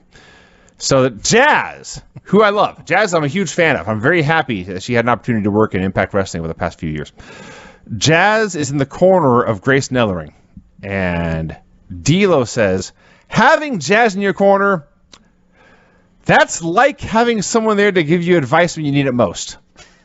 It is like that. That's in fact, exactly it's exactly what like it that. is. Yes, Oh. it is exactly like that. Seconds later, somebody hit what Stryker called a modification of a running European uppercut, which is just a running European uppercut. It's exactly what she actually did. So Rachel gets the hot tag. She is running wild. There was a heat segment on Jordan. So Rachel, before tagging Jordan in for more double teams, is sure to ask, "Are you okay?" Stryker points out that Rachel has asked Jordan if she is okay, which is both smart and considerate. I laughed so hard when he said that. Well, it was considerate. I believe it was Tasha who was thrown over the ropes and broke all her ribs on the apron. Oh, That looked very brutal. And then Rachel grabs Kira, goes for a fisherwoman suplex, but in the middle of the move turns it into a spine buster, which is weird, but she pinned her. And that sure was an indie wrestling match. I thought this match was pretty good. And the thing that I will say about Rachel Ellering in this match is I believe she's still dating Chris Hero. Oh. And when I watched this match, like, she was working like Chris Hero, which is a huge compliment because Chris Hero is, in fact, a great fucking wrestler. Sure. And, like, the way that she would throw the forearms, and I was very impressed. And it's more impressive because she destroyed, I think, her knee sometime, not fairly recently, but like a year or something like that ago. And she's only had like 2 or 3 matches since she had that injury. And so to come back and look this good in this match, I thought that was very impressive. But I thought the match was, well, like a great match, but it was a very good, solid match. And that was that. Yeah, the match was fine. I couldn't believe they got the heat on Jordan. That was odd. And Rachel had a heck of a tan. My goodness. That's about it. I didn't get much out of this. There was also a point in the match where Matt Striker told us to stick around, everyone. A better announcer will be coming soon. It wasn't his exact words, but it is what happened. Wrong. I was hoping he'd just replace Striker, but I wasn't that lucky. Yeah. Sami Callihan versus Trey Miguel in a last man standing match. Okay, so here was where I finally just lost my temper on this Matt Striker. So it's a Falls Count Anywhere, so they're like beating each other up, and they're hitting each other with gimmicks, and they're pounding on each other, and this and that. And the story of this match is that Sami Callihan killed Trey Miguel the entire match, and then Trey Miguel won.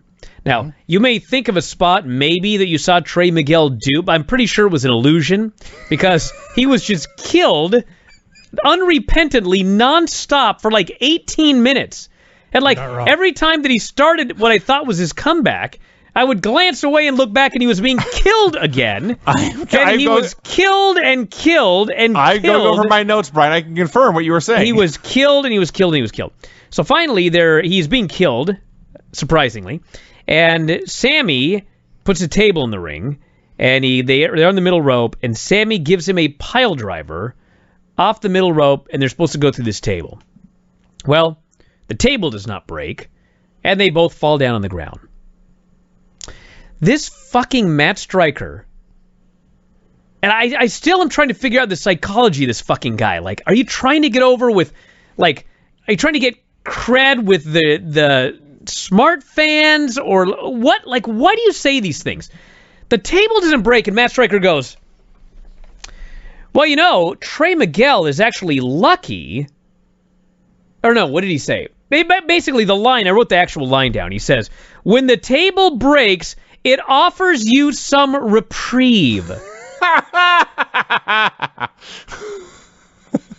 That's not good.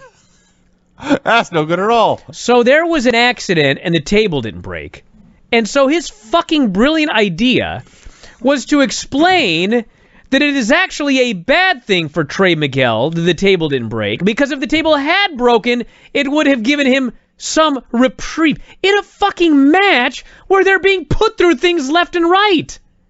I'm like, bro, just say the fucking table didn't break. It's not that fucking hard. Where are your instincts after all of these years? Why would you say something like that? I was fucking furious. And then they do a bunch of other stuff, and Callihan kills him. And then finally, Trey manages to hit one move. They both fall down. He gets to his feet, and because Callihan is covered in sweat, he tries to climb up this table, but in fact he slips and he cannot get to his feet, and Trey Miguel wins. And I mean, like, I really liked this match. Like, for a Falls Count Anywhere violent match, I mean, it wasn't boring at any point. I mean, you could say it was repetitive, but it's Falls Count Anywhere match. They worked their asses off. They did lots of cool spots. Trey Miguel was killed for a long time, and at the end of the day, he won, so it's a big win for him. But I would have liked to have seen him get, like, 2 moves in this match. He was selling for 90% of it or more, yes. 90? I mean, try 98. Like, he was eaten for lunch here. In the first 22 seconds of this match, Sami Callihan picked him up in body slam position, walked to the edge of the ring, and deposited him on the pretty little mats outside. Oh my gosh. And it was all downhill from there. It's just as the beating. He landed on his hip. He threw him over the barricade. He landed on the concrete. He brought out a box. He powerbombed him on the box. He powerbombed him on the stage. Good God, this man is going to be a wreck in 5 years. So they set up a table, they unfolded the legs, but left it upside down with the legs sticking up in the air. And I'm wondering just how they're going to impale themselves on this damn thing. And I say this to their credit. They did a great job of teasing and building drama to this before they finally delivered. They did a great job of not just slamming a guy on there, but they built up to make you wonder what was going to happen and when it was going to happen. That's a credit to them. And finally, Sami does a body slam where like the small of Trey's back hits the crossbar. Thank you. The crossbar between the two legs of the table. And when he finally does it, they did a camera cut. There were a lot of camera cuts in the show. Did I mention that? Yes. So you cut to an angle where you couldn't see what was going on, which at the first made me angry. And then I thought about it. I think they wanted to make sure that it was executed well before they cut to a replay where they did show a good angle that showed you what happened. And yes, it did look brutal on the replay because they did this. Like, he threw him down, and Miguel's leg slammed into the mat to break his fall. So it's not like he actually slammed his lower back into the crossbar of this table. Mm-hmm. But the timing was done well enough where it looked like he might have done it, and he left him hanging there. It was all back arched and looked very painful. So in the end, credit to them. There was a backwards pile driver off the ropes onto the table. It didn't break. There was a spot outside where... The legs broke, but it didn't break the table in half. Yes. And I was wondering, well, will they lean this up in the corner? In the end, they just ignored the damn thing. So they're fighting outside, and Sami does a pile driver on the stairs. And somehow he gets him under the stairs. And when I say under the stairs, it's like he's laying there and the stairs are on top of him. This Trey Miguel fella is completely engulfed. There is 0% of him outside the stairs. You only see the stairs down to the floor. And it's a last man standing match. So Sami tries to win that way, which as a finish would have been ungodly dumb. But as a tease, when Trey Miguel emerged from under the ring behind him and then attacked, that was awesome. That was fantastic. So Miguel strikes with a cutter through the table, and this table didn't break either because they found the hardest core tables in the history of hardcore wrestling for this match. But it was the finish, and Sami can barely crawl. Sami could not drag himself up. Trey Miguel could barely drag himself to his feet, and Trey Miguel eventually won. And yes, this was a good match. Well, I hope that broken table at least gave Sami Callihan a little reprieve. Well, that'd be nice. We had a Rich Swann'a promo with some serious background hum going on. He's already sweaty before his match has started. He vows nothing will stop him from proving he is the best. He says it's the biggest match of his career and the biggest match of Kenny Omega's career, which is just a lie. You lied to me, Rich Swann'a. That's not true at all. And he goes on to talk about the invisible hand. Well, he at least explained why he said that. And I think that, he clearly realized, Vinny, that you were going to say that because he actually said it is the most important match of his career. And I'll tell you why. And he said all these other titles that he's won, he wins a title here, he wins a title there, he wins a title here. That's all a title. But tonight, he's going to try to win all the titles at the same time. So it was a valid argument, although you may disagree. I thought it was a good promo. We had the Good Brothers versus FinnJuice for the Impact World Tag Team titles. Got the heat on Finn. FinnJuice, I should add, by the way, their theme music is suitably wacky for this particular team. Like, it's a little funky tune, and the guy is singing "We Are FinnJuice," which is accurate. They get the heat on Finn. A lot of chin locks and a hot tag to Juice. They do the big demolition move.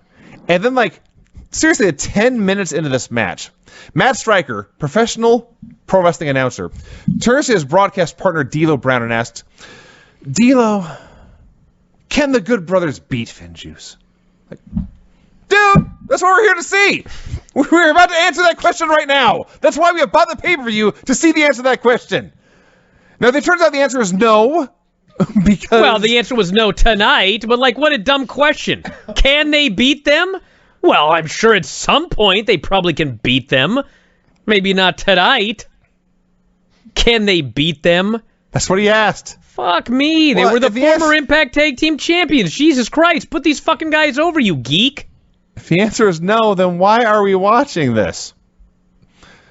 So they break up the Magic Killer, and they won with a roll-up, and that was that. It was fine. Matt Striker's been doing this for so long. And, like, the most important, it's not the most important, but one of the very important rules of being a good announcer is it's okay to just shut the fuck up. You don't have to always be saying something. Oh my God, wouldn't that be nice? Sometimes, if you don't have anything to say, just don't fucking say anything. That's why I'm so quiet all the time. Nothing wrong with that. Well, you're better than Striker. Congratulations. He's much better than Striker. We have a Don Callis promo. Thanks, man. I have no idea. Craig's thrilled at that, at how you put him over right there. I am the best turd in the toilet bowl. Woohoo! I'm sorry, Craig. I didn't mean to hurt your feelings. I do apologize to you. You're fine, Vinny. We have Just a be Don. you, buddy. I'm doing my best. We have a Don Callis promo where the camera is shaking like crazy. He's just standing there. Just shoot him. Don't make me ill. Are you sure he wasn't shaking with excitement? I'm pretty sure Sean was also complaining about this, and he didn't drink anything. No, are you sure Don wasn't shaking with excitement? Not you. Oh, I'm pretty sure. Why can't it be a little of both? Could have been. So he said he says he heard that Rich Swann promo where Swann claims to have Don Callis out of his head. Congratulations, Rich Swann. Now all you have to worry about is the greatest wrestler of the past 3,000 years. Yeah, this promo was 3,000 years, and the main event it was 10,000 years. Wow. I guess he did some research in the preceding hour or whatever. Yes. And then one of that. Is anyone from 5,000 BC better than Kenny? No. 6,000 BC? Not there either. He's now at 10,000 years. He's going to have to go back and see if there's anyone further back. I didn't know those were mentioned in the scroll, the Dead Sea Scrolls. Well, see, that's why he had no Impact evidence. Wrestling? Yeah. I'm no scholar. I can't say they're not. But Thank you, Vinny. he did say that Rich Swann says his family is a couple of pro wrestlers. There's no lower form of life than a professional wrestler, he says. Well, I laughed at that. I mean, we've all met him. Come on. the fans, but yeah. Tennille Dashwood versus Deonna Purrazzo. So there was a weird spot in this match where Tennille is bent over to take a knee lift, and Deonna runs at her, and Tennille's on her right-hand side, so you think she'd do a knee lift with her right knee. Sure. But instead she runs at her, throws a knee lift with a left knee, so they almost collide into each other. Mm-hmm. And so eventually there's a dude outside with a neck brace, and he's fighting two women. One of them was wearing a lot of red velvet, and I mean the fabric, not the actual wrestler red velvet. Sure. And at one point, Stryker asked, somebody went for a move, and Stryker asked, is this the Queen's Gambit? And I knew he meant there was a move called the Queen's Gambit. I'm not a complete moron. Sure. But I couldn't help but think, I watched the Queen's Gambit. This, sir, is no Queen's Gambit. This is not the Queen's Gambit in any way. But after all this fighting with the dude in the neck brace and the two women, eventually Deonna hit the Queen's Gambit, and she won. And then Taylor Wilde appeared. I guess she got the day off from her phone booth at the mall, and she made the save and chased everyone away. This would be what I would call the closest thing to a bad match on the show. And I would not say it was bad, but there were, I mean, at least 4 or 5 incidents where all of a sudden they were trying to run some spot, and then Tennille would just like stop and freeze. And then they would pick up wherever. I was like, dude, what's going on here? Maybe less spots or something? I don't know what the deal was, but once they When they were doing things that were not complicated multi-move spots, everything was fine. As soon as they got to a spot that was like more than 3 or 4 moves, it's like they'd do a couple moves and all of a sudden Tito would freeze again. Totally frozen, and then Deanna would grab her, and then they would do something.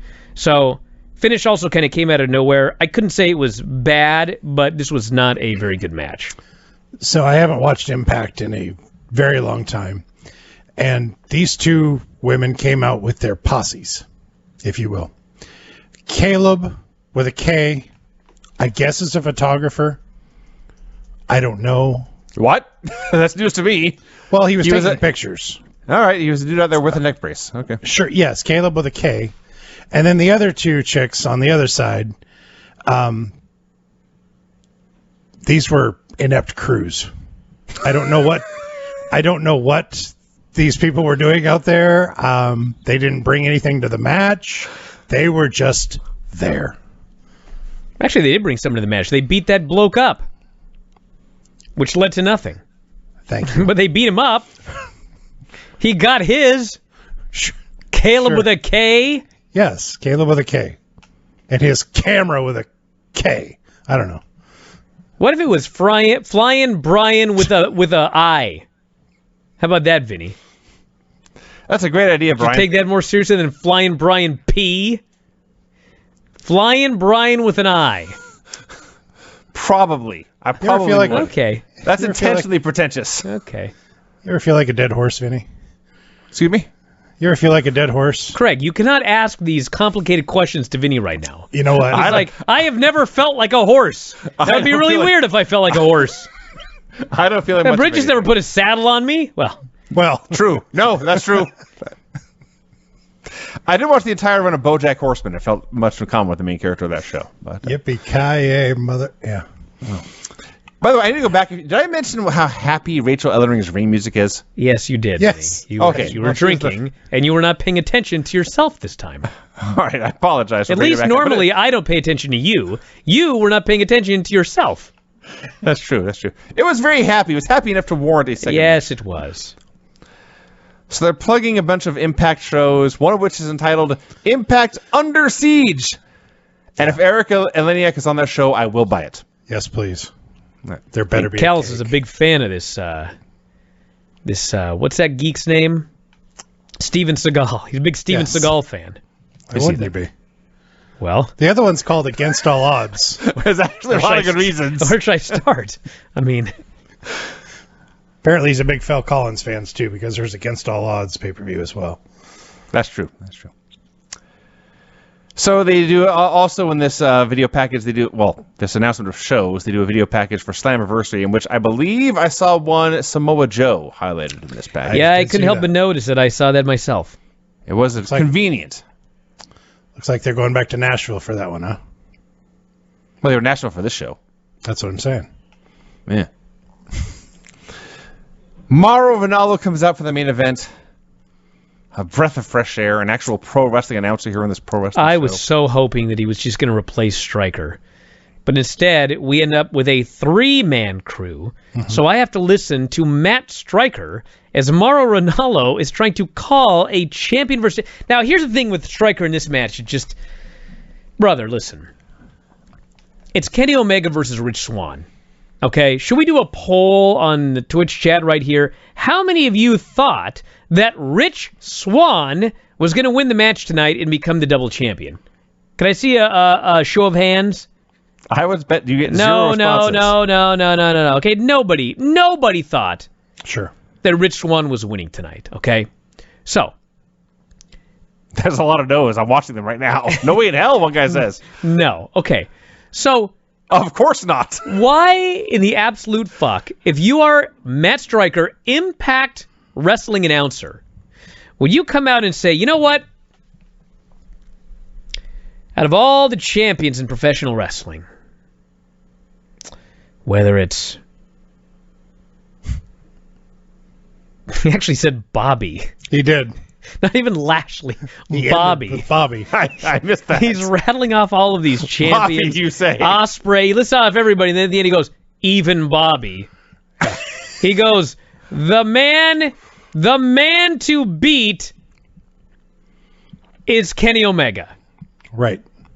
I'm like, brother, can you fucking just put over poor Rich Swann for like one breath? Like, why in the fuck would you tell me that as the Impact announcer in a champion versus champion match? Why would you tell me that not your man, who by the way holds 2 titles, he's the Impact and the TNA heavyweight champion. No. He's not the man to beat in wrestling. Kenny Omega. That's the guy to beat. I'm like, well, fuck, should I just turn the goddamn show off now? I mean, and of course Kenny Omega wins. Why would you do that? Help me out and believe that maybe there's a chance, maybe, that Rich Swann could win. Nobody believed in Rich Swann, including the Impact announcer. That's a hell of a way to start your champion versus champion match. So it's Kenny Omega versus Rich Swann.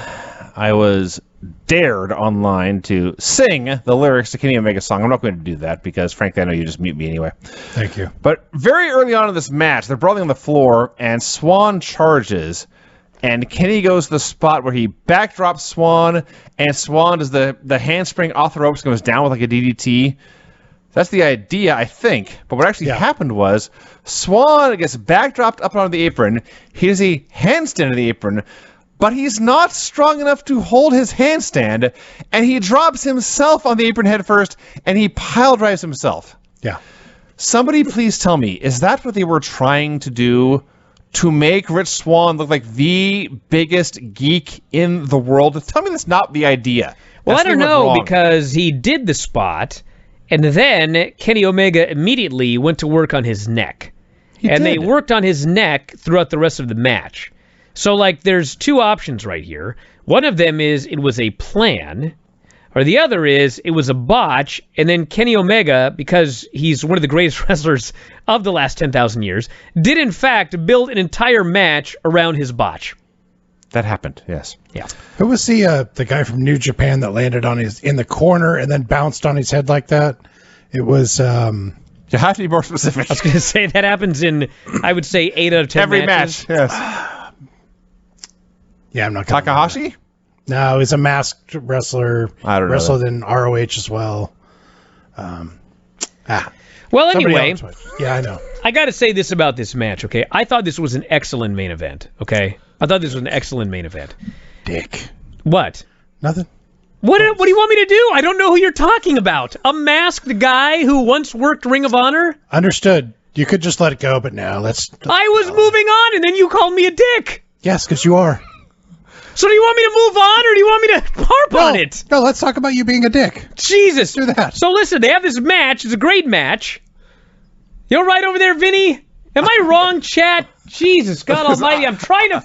You know how many times I try to fucking move on and no one ever lets me? I have no idea. I am going to move on now. I don't know who this guy is. I am moving on. Good idea. They have this match. Move okay? on. The match is going along great. Working their asses off. Sure. Okay? Now... Still a dick. Maybe he is just a great wrestler. You could say dick, but not fuck. What? Maybe he's just a great wrestler. But it appeared to me that Rich Swann, about 10 minutes before this match ended, hit the wall and got absolutely, completely, totally blown up. Right. Gasping for air. That's what I got out of this. And somehow, because he is, in fact, he may be the greatest wrestler of the last 10,000 years. He took a guy that couldn't move, that was completely blown up, gasping for air and half dead, and he just got the rest of the match out of him. He was like, we will finish this match, Rich Swann. I will carry your carcass, if I must, to the end of this match right here. Like, if this match went 30 minutes, Rich Swann was awesome for 20 minutes, okay? The last 10 minutes, he had nothing left. That's what I mean... Maybe he just worked me, but I'm pretty sure that he just had nothing left. And Kenny was great for the whole 30 minutes, and he got the last 10 minutes out of Rich Swann, even though Rich Swann was completely and totally exhausted. I don't even know how many people noticed. I noticed. But they for a match that was champion versus champion in an empty building with no fans, but somehow you could hear them, they're cheering. Yeah, I mean... Dude, this is as good a match as you're going to have in a champion versus champion match in this environment. I thought they did a hell of a job. The only two things that were blown, they tried to do something off the top rope on 2 separate occasions, and I don't know what happened. I don't know if somebody slipped. I don't know if there's a miscommunication, but both times when they tried something off the top rope, it failed miserably. So yes, we had a lot of back and forth. It was an excellent match. I actually get that out of the way. It's a very, very, very good pay-per-view main event. So they did a ref bump where Swann goes for the springboard cutter, the same move that Jay Lethal calls the lethal injection. You do a handspring off the ropes, come back into a cutter. But Omega pulls the Impact Wrestling referee into the way. And this drops the ref. The ref gets bumped. He takes the cutter on accident. And so Aubrey Edwards hits the ring. She's there to be the all-elite wrestling referee. So Kenny thinks now he has an out, or he thinks he has someone watching his back. So he grabs a chair and is outraged when Aubrey takes the chair away from him. Don Callis also outraged. They keep doing this match, and Swann kept going for the Phoenix Splash, which I saw mentioned online. So it would have been a poetic finish if someone had beaten Omega with Kota Ibushi's finish. It didn't happen that way. He kept going for this finish, not getting it. And finally, Omega hits a bunch of V-triggers, Kreutz Wrath, a J Driller, which was the move of the show for near falls. And there was a point where Swann he was in fact collapsed. He goes to child's pose, like he's doing yoga, which is what you do in yoga when you're exhausted. You can't move. And so Kenny holds him through the ropes to taunt Eddie Edwards and Willie Mack. And there is yet another Phoenix Splash, missed Phoenix Splash, I should clarify. Omega hits the V-trigger, and finally at the end, he finally hit the One-Winged Angel. He gets the pin. He is the new Impact World Champion. He's the new TNA World Champion. He's the AEW World Champion. He's the AAA Mega Champion. And the happiest man in the world was Don Callis, who I believe hit the ring and began to skip. Yeah. Like a schoolgirl. Hey, listen, I do have to give Swann some credit. Even though he could not move, and when it was time for him to go to the top rope, it took him forever to actually get up there on the ropes, he still did manage to pull off his Phoenix Splashes every time. So I will give him that. That is very important. He built up a head of steam for a long time, but then, bam, he managed to hit it. The other hero of this show, which is despicable to have to say because he is a disgusting human being, it is Don Callis. This fucking guy is the greatest. That promo that he cut before the Deonna Purrazzo match, I mean, if I hadn't bought the pay-per-view, if I heard him cut that promo, I would have bought the pay-per-view immediately. Like, he sold this like it was the biggest match we were ever going to see in our lifetimes. Like, this is history. If you don't see this match, you're going to have to tell your children, I wasn't there when Kenny Omega faced Rich Swann for both of these titles. It was a fucking incredible promo. And then his ring introduction that he did for Kenny Omega was just the greatest. Gotch, Hackenschmidt. He's rattling off all these great champions. Nick Bockwinkel, Vern Gagne, Greg Gagne. Greg Gagne. I always say Greg Gagne. And then he goes, they're all insects compared to the greatest wrestler of the last 10,000 years. Kenny, by God, Omega.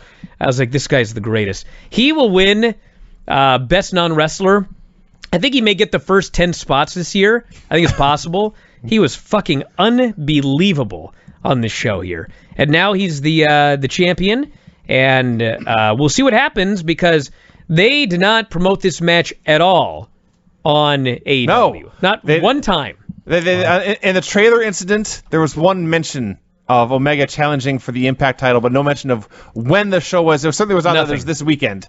Just that it was going to happen. Yes, so they didn't promote it at all, and apparently when Tony Khan buys commercial time on Impact and does those gimmicks, it's a gimmick. But if you watch the commercials for AEW and you saw the commercial for this pay-per-view, those were legitimately purchased by Impact Wrestling. They actually bought time for... This was not a gimmick. It was like, we got to advertise this show. They bought time. So Tony Khan was there tonight. Kenny Omega won the championship. So I guess the big question I want to know, besides obviously where they're going, but are they going to mention this at all on AEW on Wednesday? Or is he just going to come out with his one belt like nothing happened? I can't imagine him just coming out with one belt. I would bet he comes out with all three. Yeah. It should be 4 because he's got the Mega. That's true. He does have that. If you're gonna heavyweight championship. If you're going to do the gimmick, you may as well go the gimmick all the way. Yes. Absolutely. Yeah.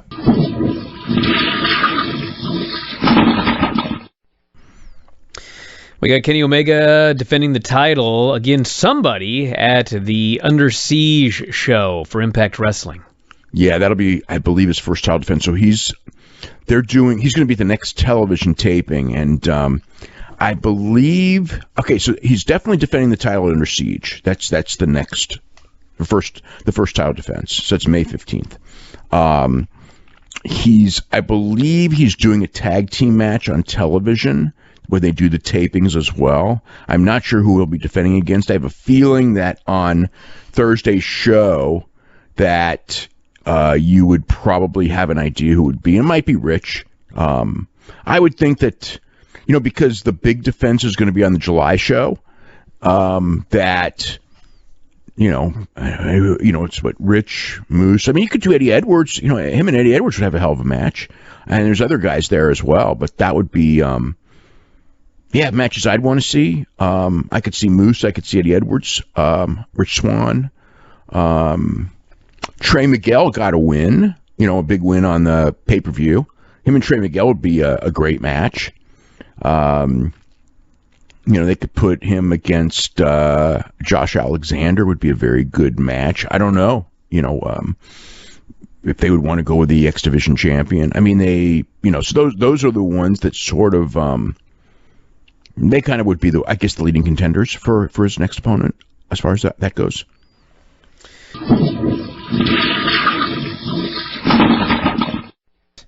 As noted, we went over New Japan Strong. Impact Wrestling has a pay-per-view this weekend. Kenny Omega and the Good Brothers versus FinnJuice and Eddie Edwards. 6-way with the winner getting a shot at the TNT title at the next show. We have got Jordan Grace and Rachel Ellering versus Fire and Flava for the Knockouts Tag Team Championships. Josh Alexander versus El Phantasmo for the X Division title. We've got Deanna Purrazzo versus Havoc for the Knockouts title. Willie Mack versus W. Morrissey. Brian Myers versus Black Taurus. Susan and Kimberly versus Tennille Dashwood and Taylor Wilde. At Ace Austin, Madman Fulton versus TJP and Petey WIlliams versus Triple XL and Rohit, Raju, and Shira. Winners become the number one contenders to the Impact Tag Team Champions. Watch that one on Impact Plus. That's the only way to see that show.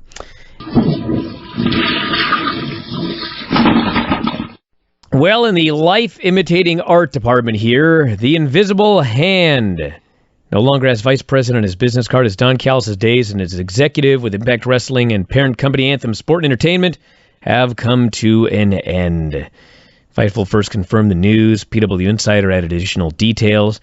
Callis' time as an executive was done in April. He's been slowly decreasing his responsibilities with Scott D'Amore, Tommy Dreamer, Jimmy Jacobs, R.D. Evans, now making up the creative team. The 57-year-old, it says here. That's incorrect. He is 53 years old. Was named co-vice president. These damn dirt sheets. Co-vice president December 2017. Also was on the commentary team before he was replaced by Madison Rain. Fightful noted, Omega and Callis were only present at the first day of the most recent 4-day set of tapings, leaving after their work was completed, and added that the expectation is Callis will eventually get a full-time job with AEW. So that's the story on Don Callis. You'll be seeing a lot more of him one way or the other. You'll see a lot more of him in AEW, but that's what's going on. I didn't know Lucifer could age. Well, apparently he can't because they had his age 5 years off. 4 years Beelzebub drinks the blood of young wrestlers to keep young. Don Callis. Evil man. Invisible hand. Huh.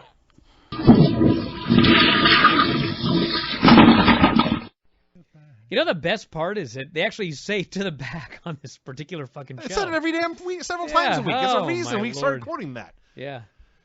Well, we watched, as is labeled on YouTube, Impact's full 2005 Spike TV debut episode! Yeah, there's a lot of words here. I was worried I was going to watch the wrong one. Yeah, and I think I watched the right one. And at no point did they confirm the date of this show. No, they didn't. I looked it up, and I'm glad Craig has confirmed it was October 1st, 2005.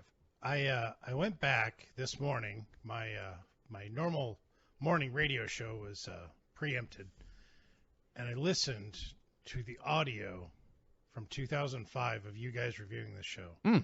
Why? Horrible. There's a time capsule for you. Yeah. You're in it right now, bro. Yeah. Wait, so we reviewed this show? Yes, sir. Oh, I didn't go back and listen to that one. I should have. Yeah. I should have just did the exact same review. Word for word. But I got new things to say. Everyone's like, why are they reviewing a show they already reviewed? Well, because in 2005 it was a load of shit. That's why. It was a horrible show. Of course, I guess this one's a horrible show too, so now I just killed my own argument. But anyway, I got new stuff to say looking at it with modern eyes, this old show. Mm-hmm. So Before we begin, Brian, should you do a second shot? I think so. No. You sure? Maybe just half. I already don't even know which way is up, so this is a bad idea. Well, look up. That's the way it's up. No. All right. No. Vinny, the way he pressures you every Christmas show, and you're just going to give up that quickly. Well, that's the secret. Yeah, because is- he's not a dick like I am, Craig. I'll happily admit that. Let me write Vinny that is a down. better man than I. Wow, you are drunk. Oh, All right, I'm damn it. convinced. Yeah, should be enough right there to convince you not to have me drink another one. For the record, Craig, I mean, I obviously, Brian, I'll go ahead and say he bullies me into getting drunk, but here's the secret. I like being drunk. Yeah, he likes being drunk. I hate it. Then why do you bully me? It's you. To drink? Yes, But you don't. exactly. I gotta at least try. I gotta try to get my child to eat fruits and vegetables, even though she ain't gonna. I gotta try. All right. All right. Impact's full 2005 Spike TV debut, episode 1, October 1st, 2005. So we begin with the James Earl Jones voice guy talking about how these great athletes have been toiling in relative obscurity. And we see all kinds of flips and dives and dudes killing each other and whatever. And they, of course, plugged the champions here in this opening bit. The X Division champion, AJ Styles. Yes. Talking about how awesome he is. It's time to plug the tag team champions. I don't think maybe America's Most Wanted, maybe Beer Money, maybe Team Canada, maybe Fortune. No, the Naturals. Mhm. I laughed. That The blonde one and the brunette one. the blonde one and the brunette one. Remember the match they had with Matt Farmer and Chris Del Sol? Every day I remember it. Yeah. So, they were the tag team champions here. And, of course, Jeff Jarrett was the NWA World Heavyweight Champion Of course. here. And they show dozens of dudes doing all sorts of cool shit, talking about how great they are. So we watched this on YouTube, and it's on Impact's official YouTube channel. Now, I'm not a subscriber. Maybe if you subscribe, you get around this. Yeah, that's a problem, bro, because I am a YouTube premium subscriber. I see. And I flew through this show in 42 minutes. They threw in Oh, it was great. a commercial literally every 2 or 3 minutes. So if you're going to watch this, just subscribe, because I would not do this more than once. Do you know how drunk I am right now? I all of a sudden was talking, and I all of a sudden looked up, and you were there, and I was shocked. I was like, what the fuck is in the room? Who was in here? And it was Call you. the police. It's an intruder. Golly. Holy smokes, that scared the shit out of me. So the show begins, and there's pyro going off, and Mike Tenay is screaming at me as he would for the next hour about how it's going to be a 60-minute adrenaline rush, and there's a 6-sided ring in the middle of this arena. And what stunned me most about this is that as I'm watching this screen on YouTube, there's the Impact show in the middle, and on either side of the screen, there's a thick gray bar with the Impact logo. Mm-hmm. I thought, oh my God, this is in standard def. What kind of Neolithic caveman shit are we watching here? They mentioned the 6 sides of the 6-sided ring. It's actually at least a dozen times. It's hysterical because in the first match, which we'll get to here, Mike Tenay, who it doesn't matter if he's doing commentary or a video shot or throwing it to commercial, Mike Tenay always sounds like he's reading from a script. Yes. You know what he sounds like? He sounds like he's Vince from the 90s. He's just promoting and promoting and promoting. Little bit. Everything he says, I mean, it's not like I don't believe him, but he sounds like a wrestling promoter with everything he says. He's plugging the 6-sided ring, and there's so many different things you can do in the ring with the 6 sides. And I watched the whole show, and I don't know what he's talking about, by the way, because it seemed like everything they see in a normal ring nowadays. Mm-hmm. But I guess there's 2 more sides. Right. Well, he says, you've noticed the 6-sided ring. It's more than just eye-catching. It provides more options to our athletes. And like a minute or 2 passes, and he recites the exact same speech in the exact same tone. You've noticed our 6-sided ring. It's more than just eye-catching. It provides more options. It's like when Brian calls you on the phone. You think you're on the show. Hey, Craig, how's it going? Hey, what's happening, everybody? I have not talked to Brian on the phone in a non-show I haven't called capacity. anyone on the phone in years. Probably since this show aired. I'm not sure I have cell service. I just can tweet and text. Okay. Actually, I know I have cell service because Granny woke me up this morning to tell me her computer wouldn't turn on. Yeah, you mentioned that. Yeah. So tonight on Impact on Spike, Jeff Hardy versus Rhino, and controversy in Canada as Jeff Jarrett regains the NWA title. Fuck. Of course he does. Canadian controversy. What next? Yeah, in 2005. AJ Styles versus Roderick Strong is the opener. Jeremy Borash doing the ring announcing. Mike Tenay and Don West on commentary. And I like Don West, but Mike Tenay is Mike Tenay for the whole hour.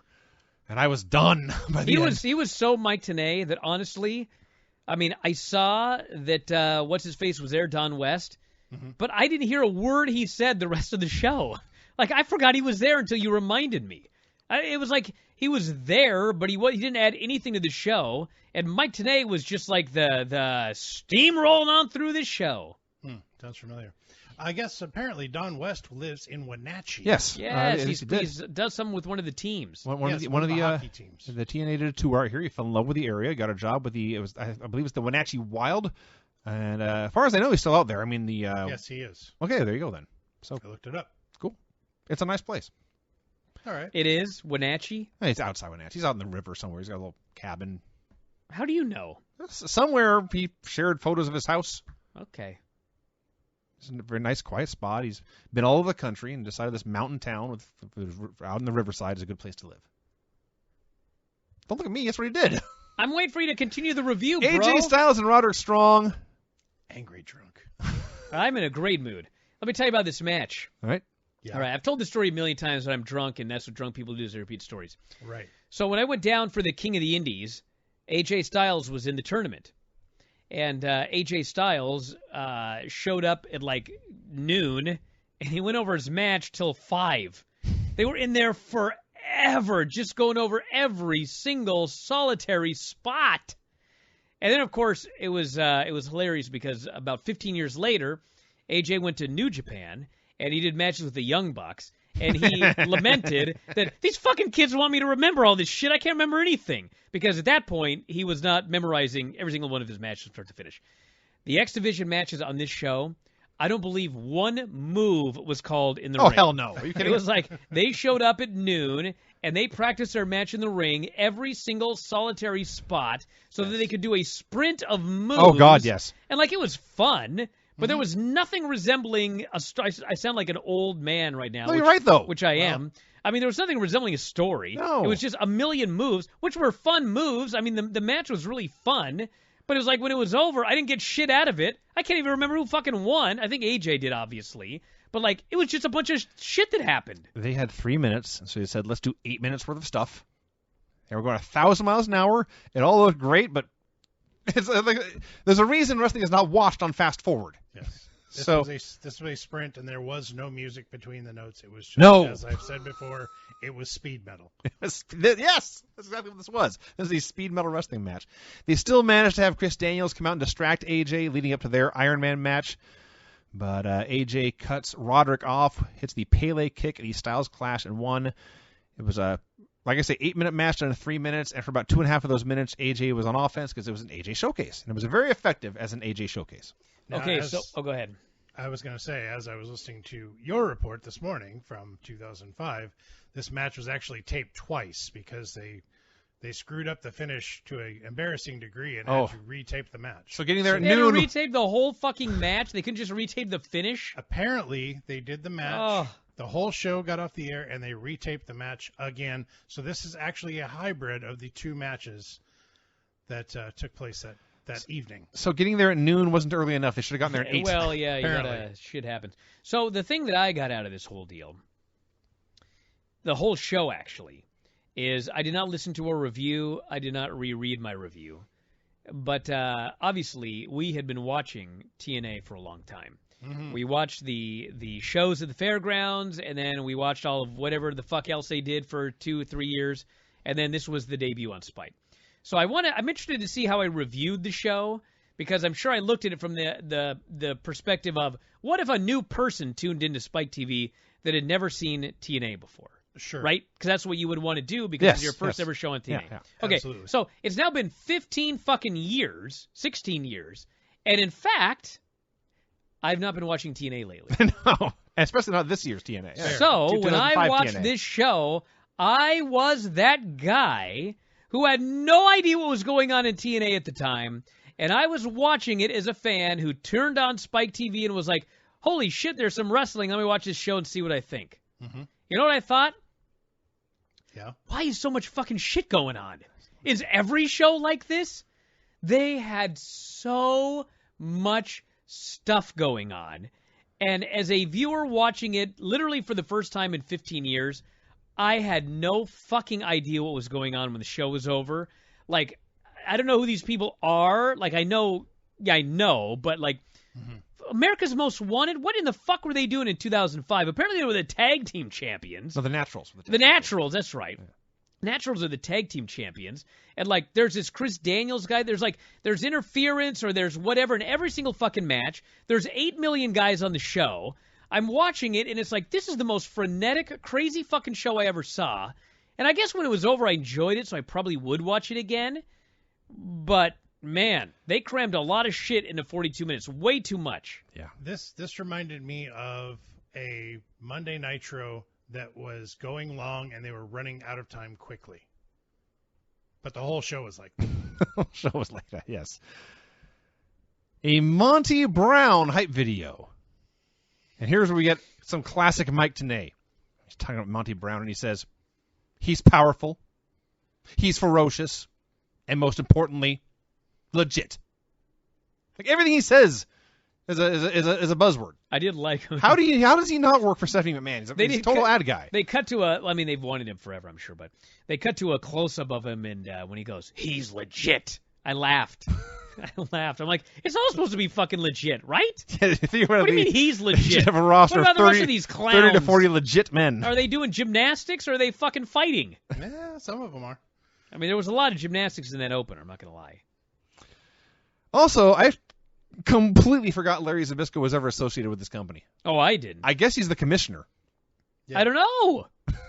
I watched the show and I'm like, what's this guy doing? Who is this guy? I mean, I know who he is, but what's he doing here? I don't know. Yeah, I didn't realize who it was until I heard him mumble under his breath. Moon landing never happened. So you know whose stuff in TNA I think I actually enjoyed more than anything else they did anywhere else? Shane Douglas. Okay. Because Shane Douglas is an outstanding backstage interviewer.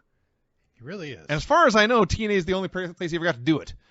But we cut to Shane Douglas and Monty Brown, and he always starts off, ooh, it's the franchise. He just put himself over first, and then interview the guy he's there to theoretically put over. It's Monty Brown. For those of you who don't remember Marquis Corvon, he was an NFL linebacker. He did play in 2 Super Bowls. He was legit. And when you watch him, we'll get to his match here later, but you watch him and you think, this is like Big E's uncle. Okay. They have many of the same mannerisms. He had the mannerisms of The Rock. Like the way he'd snap his head to the side when he was about to say something. A lot of that, too. I was like, dude. He was not the only man. You're not The Rock, brother. Try to imitate The Rock. He sings Immigrant Song, by which I mean the falsetto part. And he welcomes Shane and whoever's in the ring to the Serengeti. So, this is a backstage interview, right? They're already in the back. Mm-hmm. But Shane throws his fingers to his earpiece and says, wait, there's something going on in the back. Right. And we go from the back to the back. I actually don't think he had an earpiece. I think he was pretending, like he just put his finger in his ear. He may have mimed. Oh, I hear something in my ear. I would have popped if the camera would have just panned slightly to the left. Craig, you just popped me bigger than anything on the show. So what we cut to is Raven hitting dudes with trash cans until security subdues him. Yeah. Great. That's his only appearance on the show. What the fuck do we need that for? Don't know. I was supposed to watch as a fan and go, oh, Raven is here. I'm going to watch next week. He's hitting guys with shit. So we get Monty Brown versus Lex Lovett. Let me program my VCR. Monty Brown versus Lex Lovett. It is a squash. Monty Brown was great in squash matches, and yes, he won with a pounce. Period. He did win with the pounce. It was there.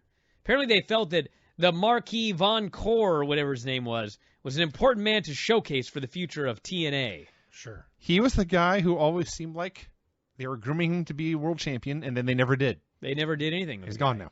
They were talking about him a lot on this show. They showcased him in a match. They've had plans for this man. I think he did one main event title match where we all thought he was going to win, and he didn't, and then he went to ECW. And then he went nowhere as far as I know. X Division hype video. For those of you who are watching TNA for the first time, you don't know what the X Division's all about. So we see 1,000. I was going to say, like we knew anymore when it was over. It's like, they should have called it the Moves Division. Essentially, honestly, yes. That's not the words they used, but that's the message they sent. Are you sick of wrestling? Do you just like the moves? Yes.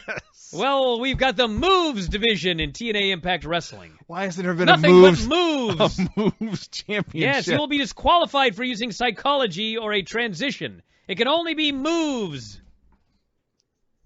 Oh, you put it on a chin lock? Disqualified. Oh, God.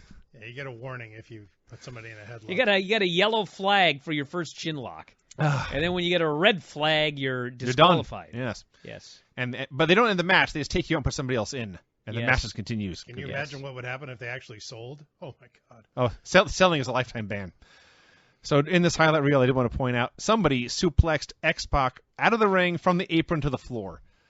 Holy shit. Yeah. That would suck. They did mention AJ Styles, Samoa Joe, Petey WIlliams, Chris Sabin, and Christopher Daniels by name. A three-way. For no reason. Let's have a three-way in a six-sided ring. That's different. That'll attract these casuals. Petey WIlliams versus Alex Shelley versus Chris Sabin. Yes, the Motor City Machine Guns explode. Mm-hmm.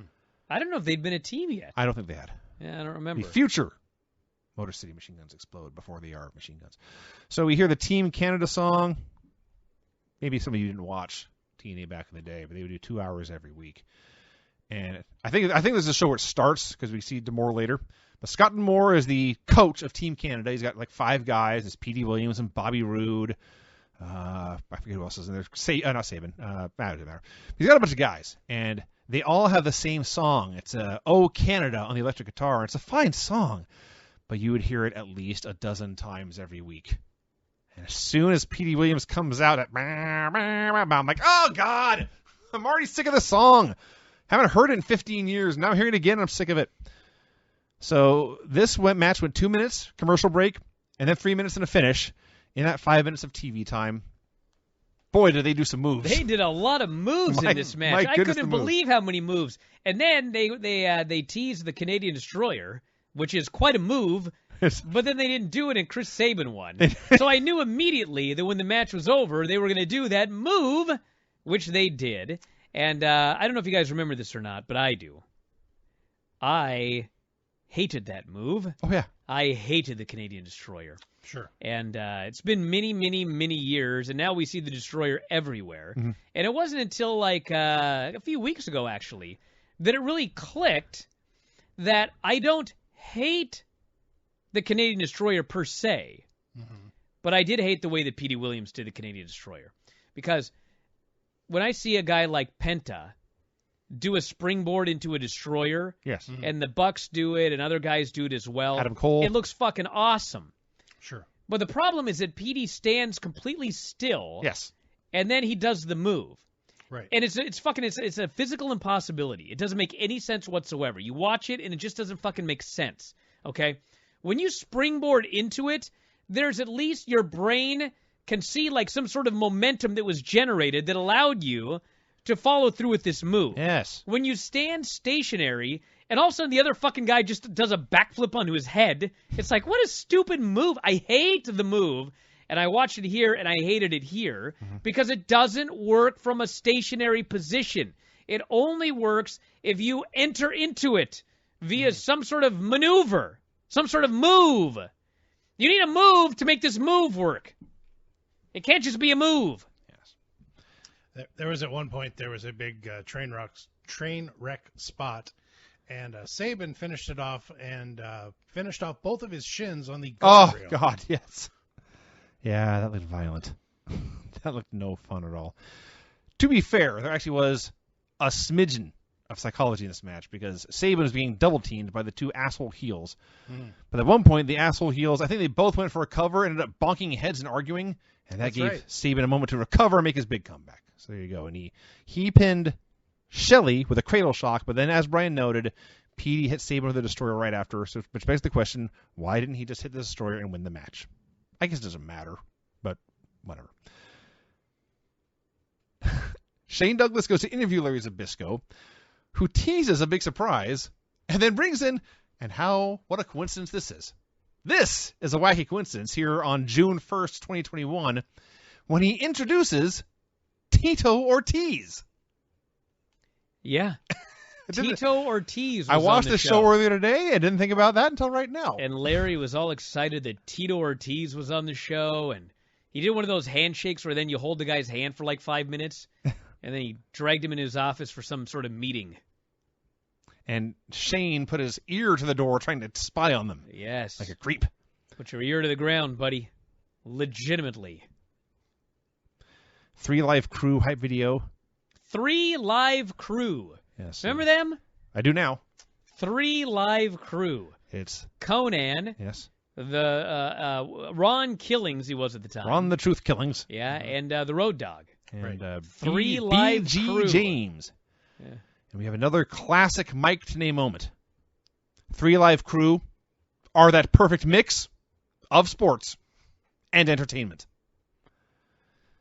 It is announced they will face Team Canada next week. Rhino versus Jeff Hardy. You know what's funny about this match? A lot.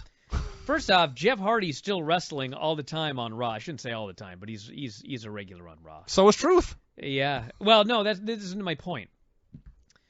Jeff Hardy's now 15 years older than he was in this match. Okay. That's true. AJ Styles today is still a great worker, but he ain't the AJ Styles from 2005. All right. The AJ from 2005, he's so fast, he's so explosive, he's so agile, and the current AJ can still do a lot of the same stuff, but it's a little bit slower, he's a little bit older, he's a much smarter worker, like 1,000 times. But the funny thing was, I watched Jeff Hardy here, and Jeff Hardy is significantly better today than he was in 2005. Because this was a period where he was having a lot of problems. I was going to say, do you remember? And the problems are only going to escalate. Yes. But I'm watching him in this match, and he's like, horrible. He just was horrible in this match. And, I mean, he looked slow, and he looked tired. Everything he did looked like it fucking hurt. I mean, it was amazing to watch. Rarely do you see a guy who's better today than they were back then. You know who else? Dustin Rhodes, coincidentally. much better today. Significantly better today. Black Rain and then watch Dustin Rhodes. Yes. Oh, my God. So, it's Rhino versus Jeff Hardy. Now, the reason this match is happening is because at the pay-per-view, in however many weeks it is, there's going to be a 4-way Monsters Ball 2 match. And I remembered that TNA had a Monsters Ball match. And I remember there was hardcore stuff. I think it's the one where like one side of the ring has a cage on it. Or something crazy, and there's weapons everywhere. That part I remembered. I forgot about this part of the stipulation. Each of the 4 combatants in Monsters Ball 2, which is Jeff Hardy, Rhino, Abyss, and Sabu, for 24 hours before the match. Oh, yeah. I forgot about that. They will be kept in a room without food, water, or light. That's right. I laughed so hard. How stupid. How fucking dumb. Okay, if you're a wrestler, right? And a promoter comes to you and says, hey, I got a great idea to put you in a match on pay-per-view. I'm going to put you in a 4-way hardcore match with these 3 other lunatics. You say, all right, I'm a lunatic. I'm here to fight. Sure, I don't mind to fight. And then the promoter says, now beforehand, I'm going to lock you in a room for 24 hours. And you think, oh, 24 hours, what's going on here? And he says, and I'm not going to give you food, water, or light. And you as a wrestler say, well, sign me up. I want a part of that. My problem with it is, if you think about the other steps of the Monsters Ball match, it's like ridiculous, but you could imagine that these crazy fuckers would do a match like this. It's just a match. I mean, there's gimmicks involved, and you can use barbed wire and whatever else, but it's like, it's a match. Then you try to sell me that they have to be locked in a goddamn fucking room for 24 hours without light, food, or water. At that point, it's like total bullshit. It's so It's like it's off the rails bullshit. I can't not laugh at it. It's ridiculous. I don't think I'm supposed to be laughing at a hardcore match. So as they're doing this match, they start discussing strategy. Mike Tenay and Don West began to discuss strategy for Jeff Hardy and Rhino.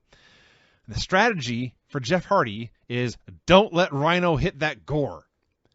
The strategy for Rhino is don't let Jeff Hardy hit the twist of fate or the senton. And I laughed. Well, brilliant strategy, guys. Now, to be fair, the finish was Jeff dodged a gore and he hit the twist of fate. So his strategy worked. Rhino had an effective strategy, but it misexecuted it. So that all worked out. But that doesn't matter because Abyss attacks the DQ. Do you know what I forgot about TNA that I do like? This I gotta hear. The Abyss song. Well, yeah, he had a pretty good song. When Abyss comes out, not as his music, but when he comes out and the crowd sings, "Go, go Abyss, go, go Abyss." That's awesome. Vinny, were the rules of the Monsters Ball match funnier or less funny than this clip? Scientists were able to mimic Nessie Amun's voice by recreating his mouth and vocal cords with a 3D printer. It allowed them to produce a single sound. Yes. Yeah, that's pretty funny. I cried yesterday. Oh. I cried fucking tears. It's old. I've heard it before, but yes. I'd heard it, the first time I ever heard it was yesterday on the show. I just figured it was Tom. No! That's the sound. That's the sound! That's the sound the Mummy made and that CBS News presented in what I think they meant to be a serious story. She's so serious when she's doing the voiceover, too. There's no way she heard the noise before she read that voiceover. The cut to it is so abrupt. It comes out of nowhere. You're not ready for it, so it makes it funny. If there was a pause, it wouldn't be as funny. The setup is what makes it funny, because when I just played the sound for Tom, and it wasn't funny. But the setup makes it fucking hilarious. Oh, Christ. So, Abyss attacks the DQ. Sabu comes out. The good guys hit dives. There you go. Buy your Monsters Ball match. But wait, there's more. There is? Yes. Sabu showed up. I said that. And then Team 3D showed up. That's like the end of the show. That's later, dude. You missed 10 minutes. No, I didn't. Yes. Team 3D never appeared in this here. Jeff Hardy, Abyss, Sabu. Are you drinking Raven, absinthe, too? No, I got ahead of my notes. I apologize. You fool. September 15th, Windsor, Ontario, Canada. Raven is defending the NWA World title against Jeff Jarrett. When America's Most Wanted interferes, and Jeff Jarrett pins Raven to regain the title.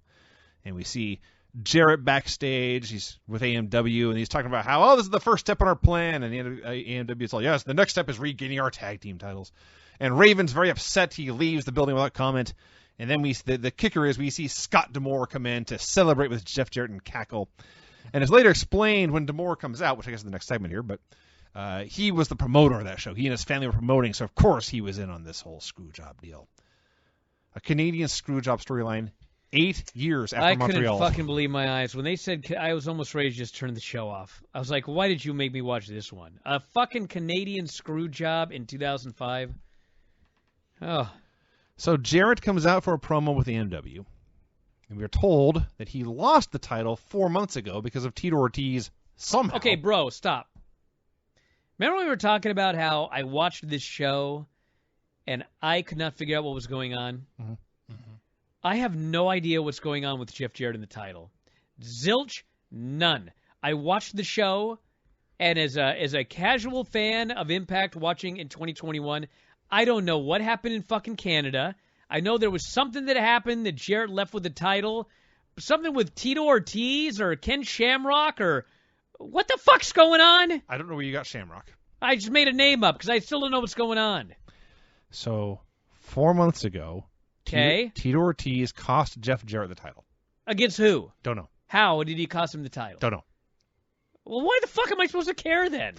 And then this weekend, apparently, or September 15th, so a few weeks ago, America's Most Wanted interfered, screwed Raven. Who the fuck are America's Most Wanted? I mean, I know who they are, but like, What? So, well, it was.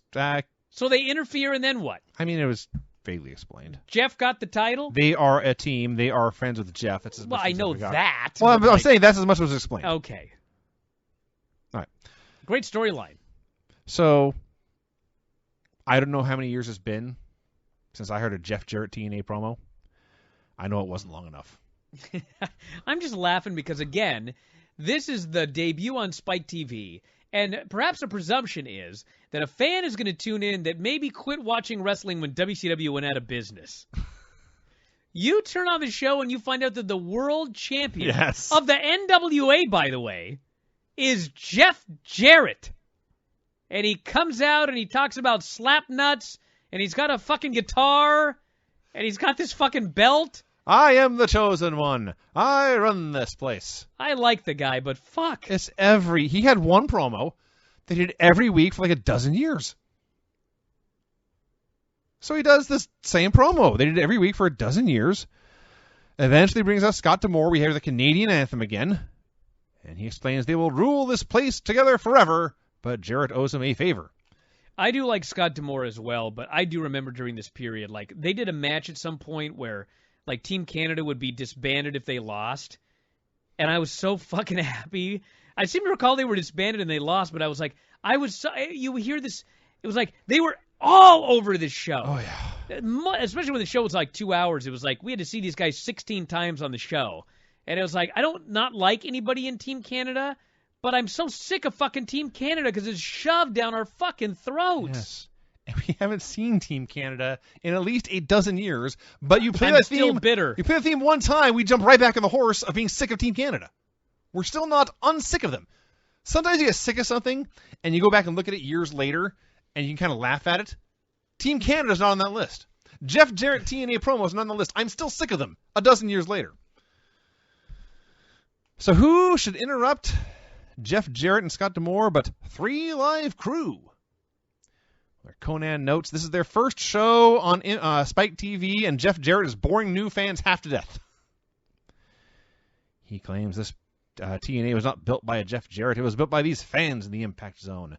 And Mike Tenay screams, "You're damn right it was!" All right, Vince. So a brawl breaks out, and the rest of Team Canada saves, and strange new music is played. I got to talk about this one. All right, I've been talking all night about new fans tuning in for the first time. So this fucking music plays, and everyone's confused. Whose music is this? Okay. Do you guys remember when Hulk Hogan was in the ring on Nitro, and he looked out yonder 6 straight miles? And on the top of this building, there was a tiny figure, and he looked out and he said, "It's the wall, brother." This rings a bell. That's right. Okay. Yeah. Well, the cameraman's in the fucking ring, okay? And he pans up to the entrance way, and out comes a man. And they say, "It's Kevin Nash." Oh. The camera's filming him from 30 yards away, okay? So then, the very next shot is his back. And they show him walking to the ring from behind. And then he gets in the ring, and then they do a long hard cam shot. So there's this tall, tiny man. And I'm like, are you ever going to show me Kevin fucking Nash? Like, you got Kevin Nash, but can you fucking show me him? And he hits a powerbomb on the guy. And it's not till he takes a fucking mic and starts cutting a promo that they actually show you a close-up of his face. I was like, fuck, is this that hard? The guy's 7 feet fucking tall. You don't have to film him from 10 miles back. Brian, I jumped the gun about Team 3D. I never knew how hard it was to review wrestling, but you guys are making it seem really hard. Jesus. I jumped the gun on 3D, on Team 3D, and you overshot it. That's true. It's the exact same moment. Craig was too early. Brian just passed it entirely. Yeah, Team 3D debuted, everyone. They were there, too, yes. I think they debuted, but as a fan, I don't know if they fucking debuted or not. Are they normally here? They're acting like, oh, look who's here. How great.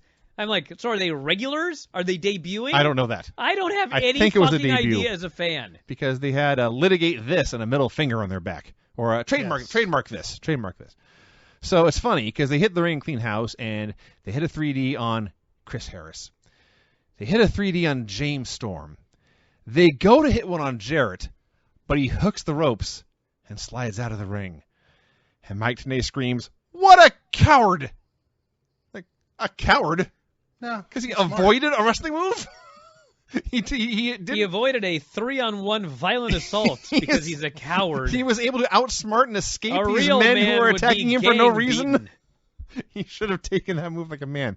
So, yes, this show's always stupid. And then Nash came out, and he announces. By the way, same question for him. I don't know if this is Nash's debut or return or what, but he comes out to his god-awful TNA music, the horrible Dr. Dre toy piano ripoff.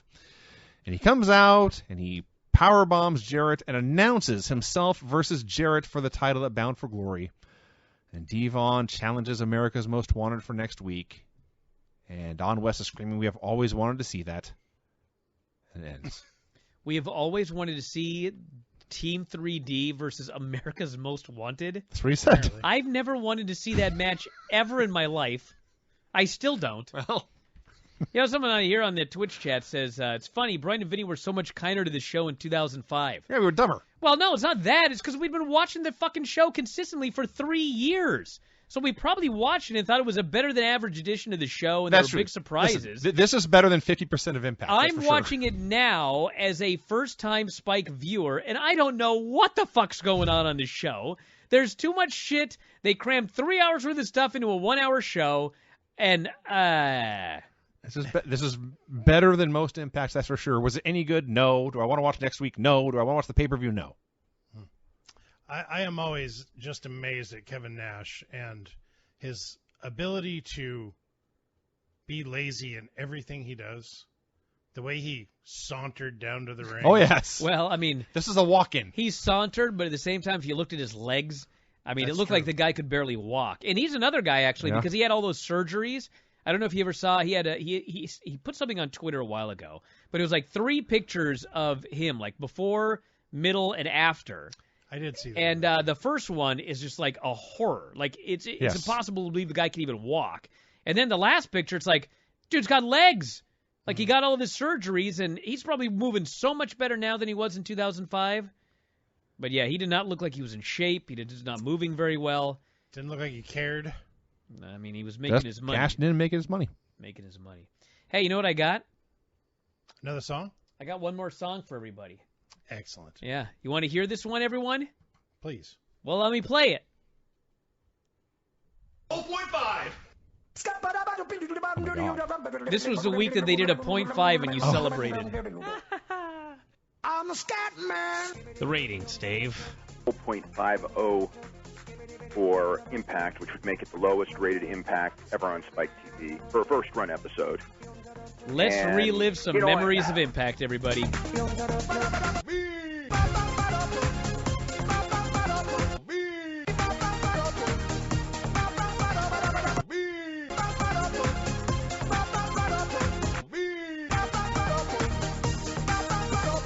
Cue the pyro and ballyhoo. Woo! The blindfold match inside a steel cage.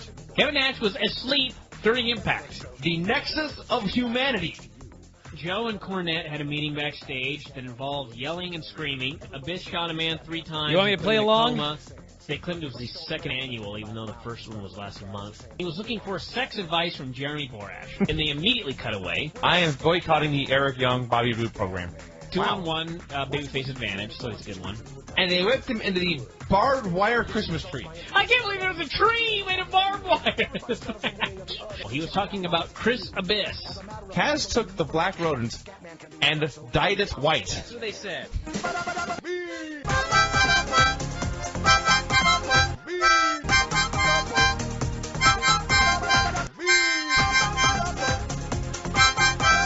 That's not bad.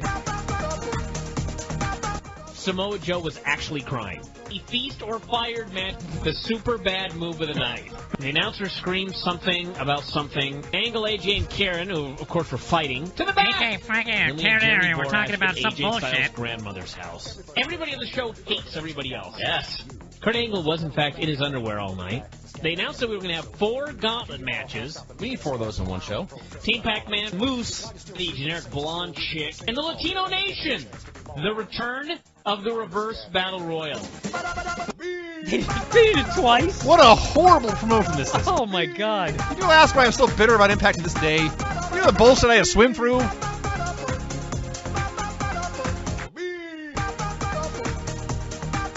The 3 Angle There's on more! Blind Date skits. Oh yeah, there's Karen's more, dude. Angle. The Prince Justice Brotherhood, Jay Lethal's Bachelor Party, Eric Young looking for Elvis, an 8-man weapons gauntlet match. The Black Bat appeared and everybody automatically assumed it was Sting.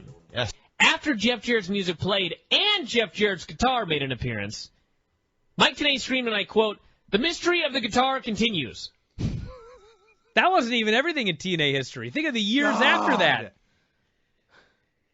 Oh, I'm exhausted.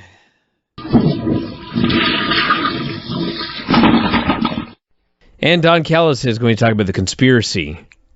What's the conspiracy? There's a conspiracy between Kenny Omega and I don't know between Kenny Omega, between Tony Khan and Scott D'Amore.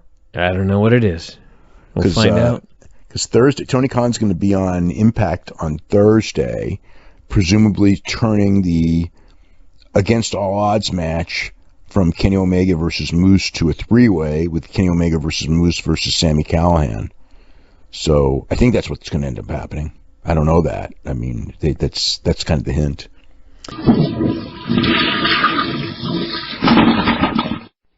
Impact ran an Against All Odds show here tonight, and the main event was Kenny Omega and Moose for the Impact World title. And the gimmick was they ran the show from Daly's Place. They only ran one match from Daly's Place. Yes, this match. The rest of the show was from Nashville.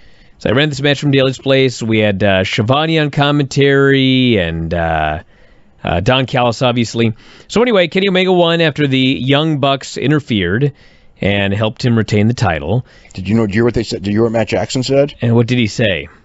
That it was Max and Jeremy Buck who interfered. It was the Generation Me.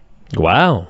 Yeah. No, it was just making fun of the fact that they were in TNA years and years ago, and they were not the Young Bucks, and they were never pushed.